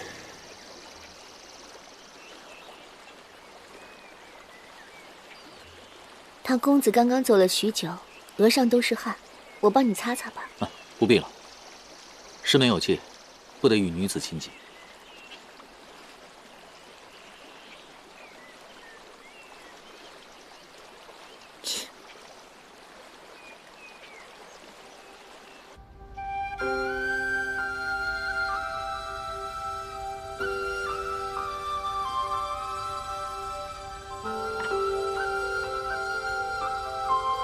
裴洛半生受疾厄所缠，痊愈之后，却依然没有满足，不惜杀人炼丹，还害死了自己爱的人。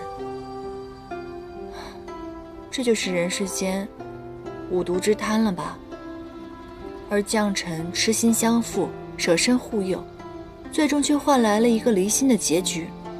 可见人事都转，七情历练，人最终还是要更爱自己的。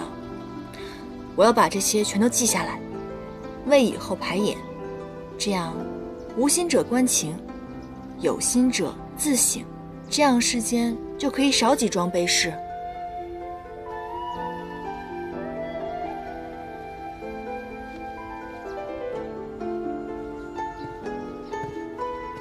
元旦，哎，顺德，我做了一些小菜，你尝尝看。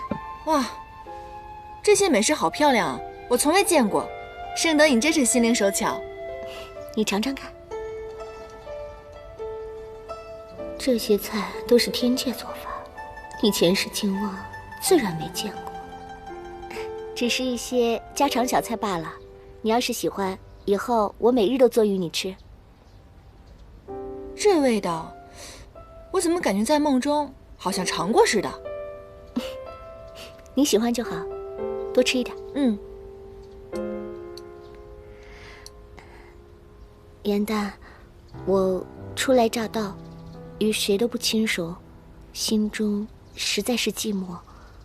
唐公子救我于危难，我却不知他有甚喜好，难以还报，实在是很焦心。我只能来请教你。嗨，真的，他这个人吧，喜欢整人、翻规、欺负弱妖。别看他表面温文尔雅，内心非常的黑暗。上一次他就开始整，这些似乎都是一些寻常小事。你可知他有什么特别的喜好？特别的喜好？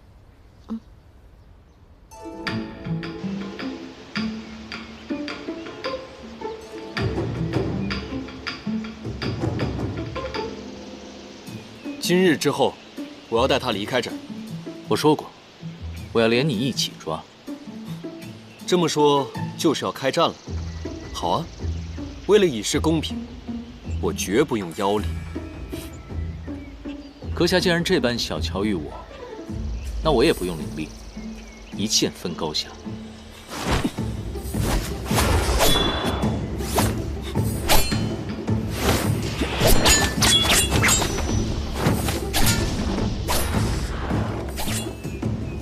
哼，据我多日观察，果然没错。唐州此人性情执拗，爱好打架斗殴，什么事情都要分一个你对我错。你看，这不就开始了？唐公子比武习剑，乃上进之举，我倒觉得颇有魅力。这难道就是情人眼里出西施？果然爱情让人麻木。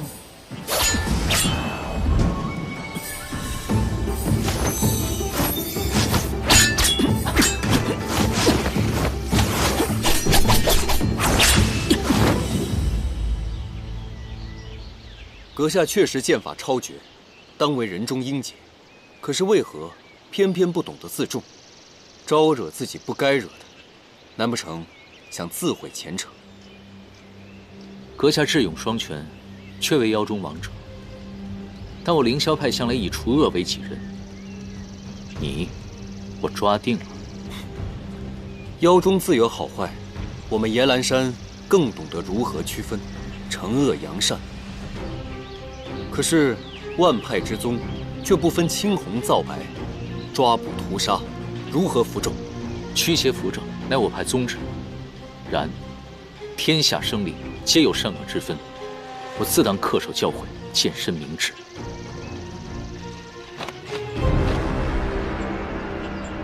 还来？等一下！别打了，别打了，别打了！严旦，你想干嘛？你想干嘛？你，万妖之王，野兰山山主。你呢？堂堂未来凌霄派的掌门人，这说出去都是有头有脸、威震一方的人物，而如今却在这里酣战、争强斗勇，这传出去我都嫌丢人，好吗？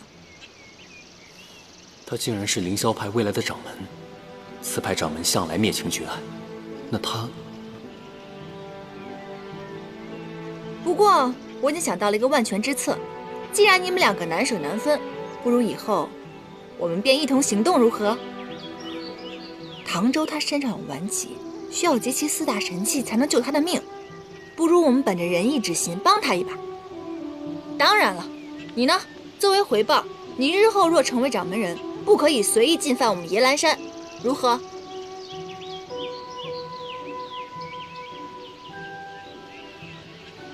来嘛，不要那么严肃。江湖嘛，多个朋友多条路，少个朋友天堵墙。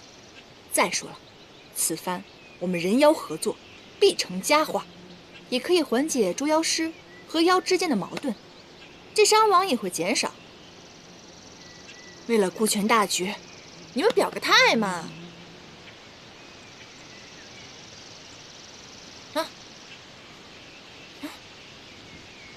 好，绝不祸害凡间。必定善恶昭彰。好，既然如此，我们日行一善小队正式成立了。哎，现在大家都是伙伴了，你天天拿那个布里锁拴着我也不是个事儿啊。你不如帮我给他卸了，也算是博一个合作的彩头嘛。来嘛！化干戈为玉帛，以证你的诚心。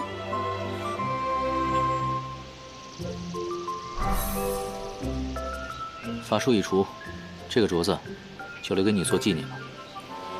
我自由了，我自由了！我自由了！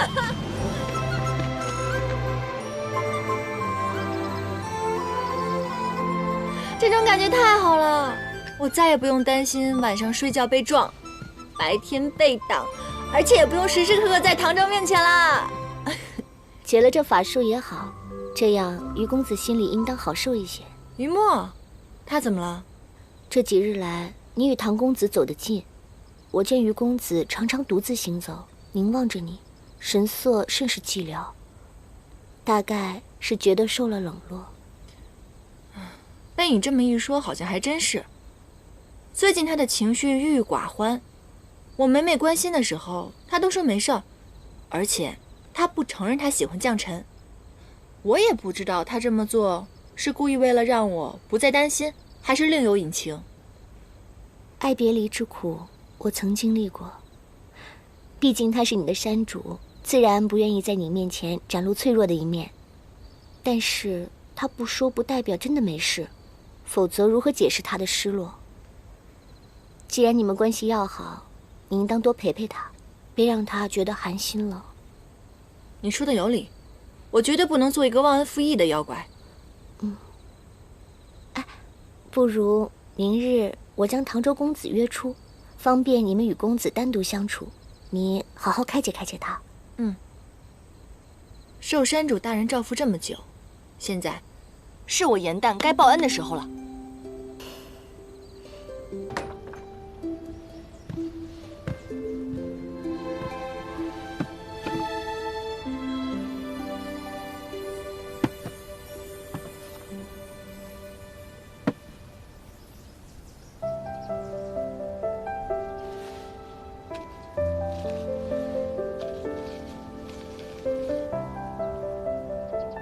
莫伤悲，莫气馁。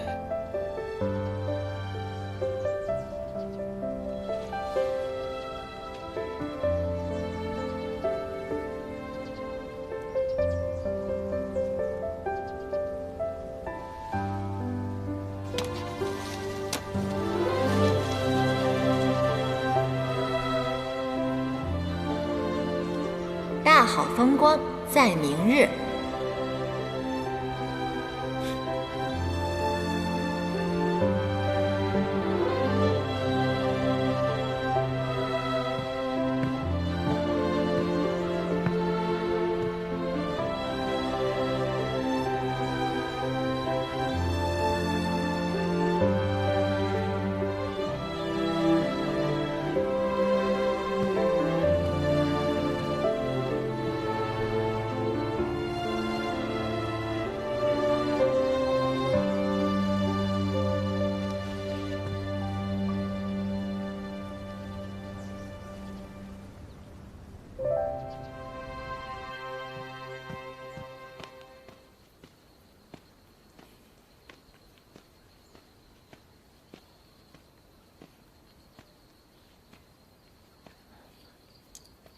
店中小二说，楼上有人寻我。公子见是我邀请，可是失望了。找我何事？生得偶然间，得到一副未解棋局，久思未果，想请教公子一番。我不通艺术。怎会不通？不知为何，我每次看到棋盘，或生学艺之念，就会惊慌烦躁，痛心难忍。你曾经说过，你可以看到过往。那么我想请问你一下，为何我每次在梦中看到一位女子在我面前跳桥，梦里我看不清她的容貌，而我每次醒来，我就会自责痛楚？那可是我以前亏欠之人。你竟还记得他？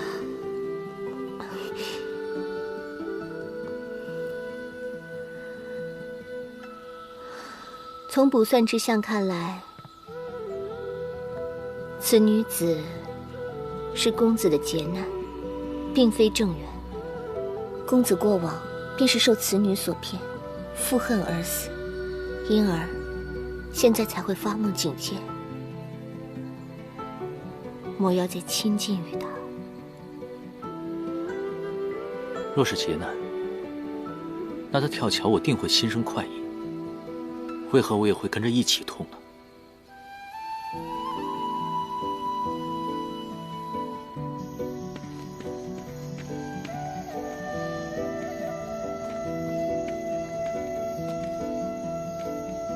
莲青，你来啦！白日在我的房间，你用了很多笔墨，写了那些美好的词语，是为了什么呀？你看，这些是我给你做的天灯。近来我看你心绪郁结，要是我对你不管不问的话，未免也太不仗义了吧？我听闻，凡人如果有烦恼的话，他们会把烦恼写在天灯上，然后放出去，这样烦恼就一并消失了。要不要试一试？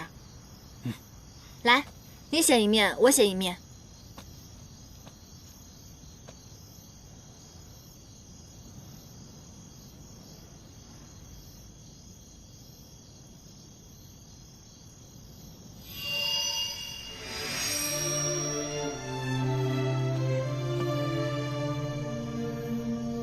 写完了吗？那我点灯啦。好。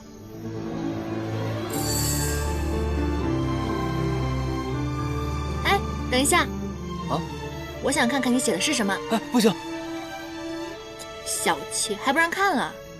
想看我写什么之前，我得先看看你的。哎。啊？你随便看，我什么都没写，因为我刚刚想了想，我好像也没有什么烦恼。无论是在这儿还是在夜阑珊，我都觉得我过得挺快活自在的。纵然生活中有什么困难，那我觉得也是生活的一部分。我不想忘记所有的感觉，我想记住每时每刻。既然我已经说了，那你现在可以告诉我你写的是什么了吧？好，我写的是，今日你给我送的食盒太难吃了，我一点都不敢动。而且希望你的厨艺能够增长。就这？真没良心！那是我特意给你做的，好吧？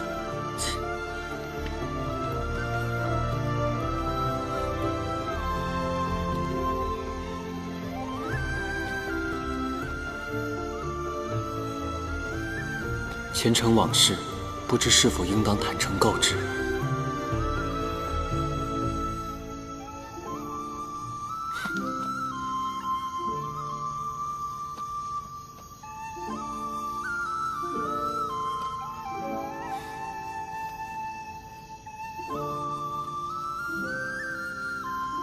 也许只有我瞒着你，你才会一直这般快乐。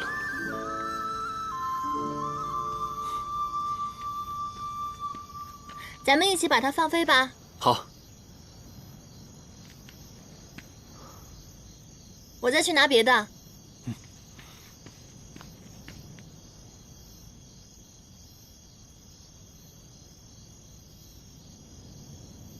你说这些天灯在天上飞着，会经历怎样的旅途，看到怎样的风景，还真是羡慕。想去看看吗？嗯。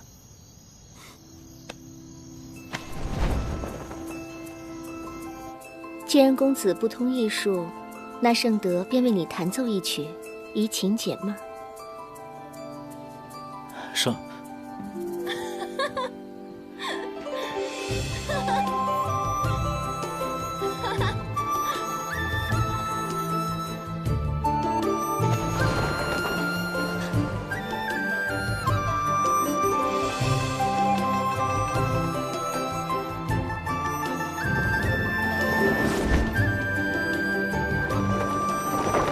停步！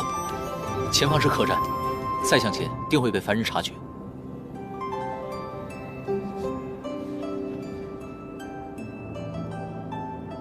有我在，不会有危险的。若是没玩够的话，我再带你去前面看看。不用了，刚刚天灯已经看得够多的了。本来今日想帮你排解心结，没想到又让你带我看了场天灯。无妨，做主公的自然要对莲卿宠爱有加。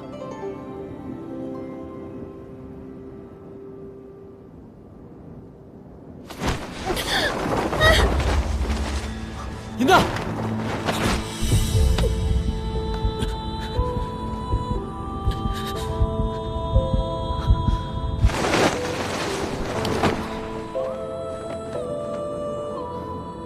小心点。谢了。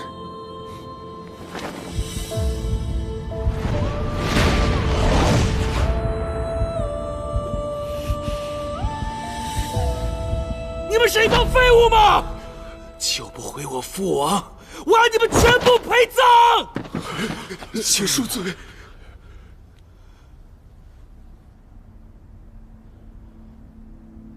敖玄，父王，为父大限已至，回天乏术。唯有一事要交代于你，你要尽快与赵兰成婚，掌握南海势力，以固统治。父王，您放心，孩儿一定承您心愿，统领四海，延续东海龙族世代荣耀。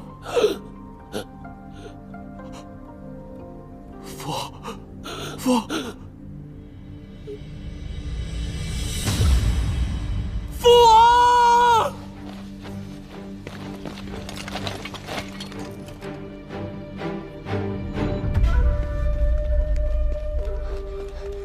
殿下，南海密探来报，南海龙王昭衍秘密离宫，说是要去寻找那9七遗孤去了。赵兰，你竟然还在骗我！我父王刚死，你们就这么着急另攀他主吗？好，我就教教你们，谁才是真正的龙尊。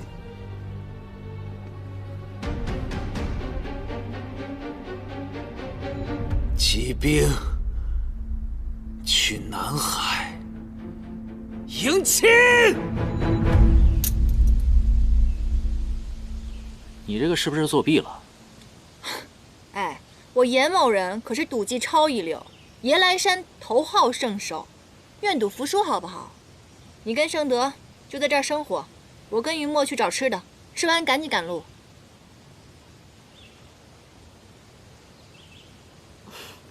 严大姑娘和于公子的感情真好，一刻也不愿意分离。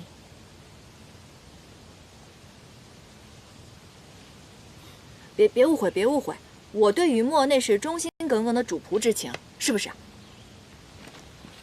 于墨公子好生自在，可是四海即将因你而起浩劫吗？来者不善。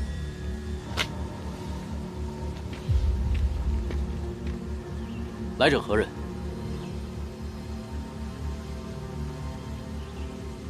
应元帝君竟然没死，眼界称他云神仙士，难道是另有隐情？现身罹难，不得无礼。仙神？谁呀？他呀？他是仙神？哇，圣德，你果然没有撒谎，你真的是大罗神仙啊你！行啊你，之前都有得罪啊，多多包涵，多多包涵。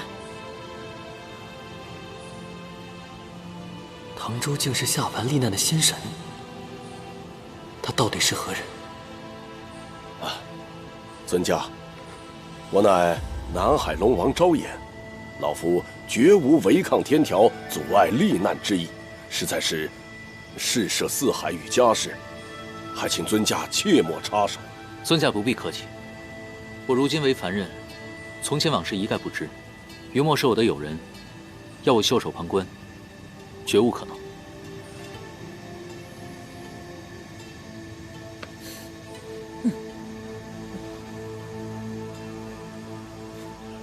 定是敖轩让你来取我的性命，如果真有本事，来取就是，为何还要给我冠上一个危害四海的罪名？哼，我要你人头何用？老夫要的是四海安平，更要我女儿一世幸福。你是为昭兰而来？昭兰答应婚时，下凡之后，借兵将婚期一拖再拖，如今愿意出嫁后，更是郁郁寡欢。我才知道，他竟想牺牲自己终身幸福来换取你的安宁。你可知，逆鳞不仅是翼尾龙的通灵至宝，更是通婚时用以交换世中的信物。你既接受了逆鳞，就该对他负责。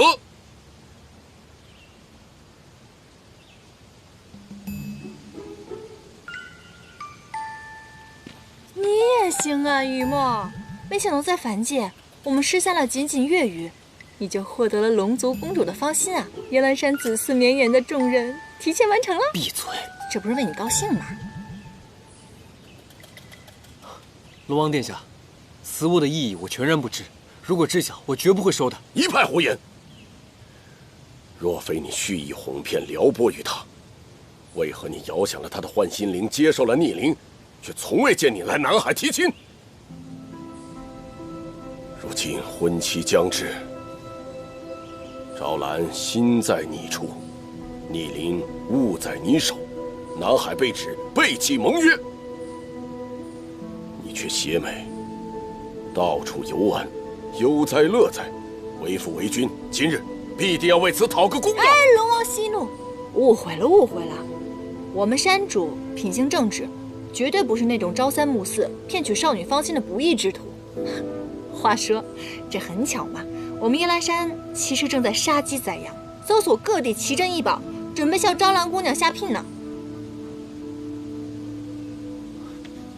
闭嘴！这不缓和下气氛吗？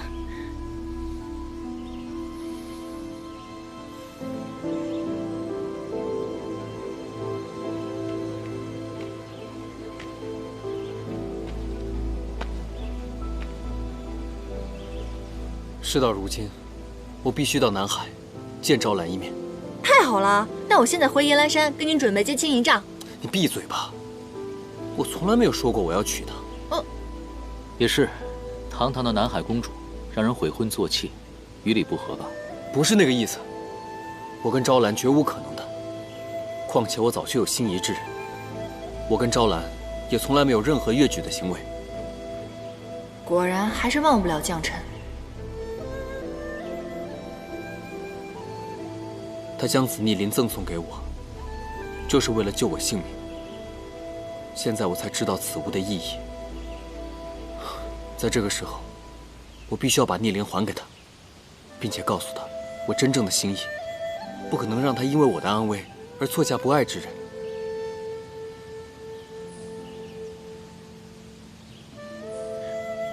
颜淡啊，你陪我一同去吧。我啊，不行，除非我也一起。不可。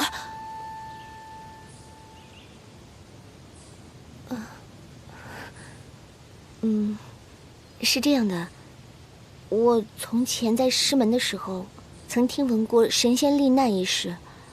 这神仙罹难，若是罹难未尽而肉身殒命，只怕只怕再也无法归位回天。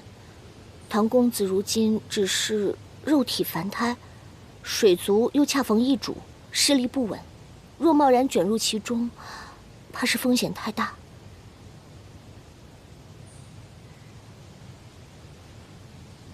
不要紧，昔日我遇难之时，相救的小仙曾和我说过，我仙衣破损，若无4大神器修护的话，早晚仙里会外泄而死，所以我早已无所畏惧。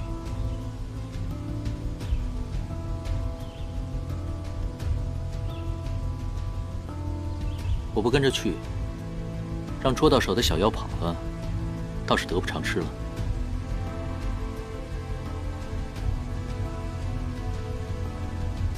那行，要不这样吧，咱们4个一起去呗，先解决了于梦的桃花劫，再送顺德回师门，这样行了吧？赞成。正好我在师门的时候，会一些修习补元之术，能助唐公子稳定些许仙力。帝君下凡历难，若无仙衣保护，神器御身，必会神形俱灭而亡。除非他再服下半颗邯郸之心。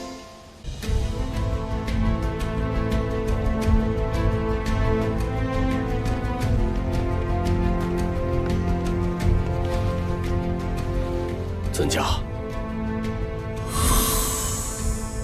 为了不干涉尊家的历难，只能委屈您在龙宫中蒙面，还请上神见谅。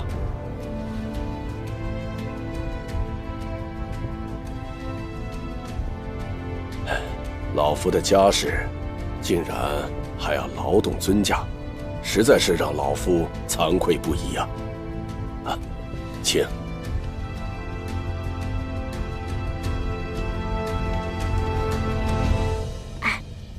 这唐周到底是什么身份啊？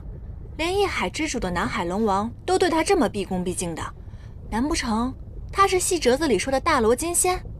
圣德，你可知道他到底是什么身份吗？颜淡妹妹未免也太会说笑了。欲晋升仙阶或犯了错的仙家，才需下凡历难。一般位列上神之尊者，无需遵循。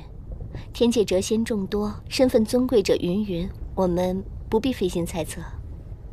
哦，圣德姑娘懂得还真多嘛。颜淡，我听你这话的意思，我这个靠山啊，你算是靠够了，要不然换个新靠山靠靠。哎呀，此番游历，我总算懂得了一个道理：求人不如求己。再说了，我就算要找靠山，当然是主公这种亲切的靠山啦。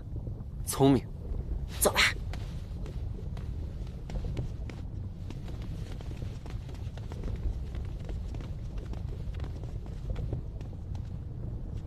殿前亲卫乃本王亲选，没有虎符，不得变动。你们是谁？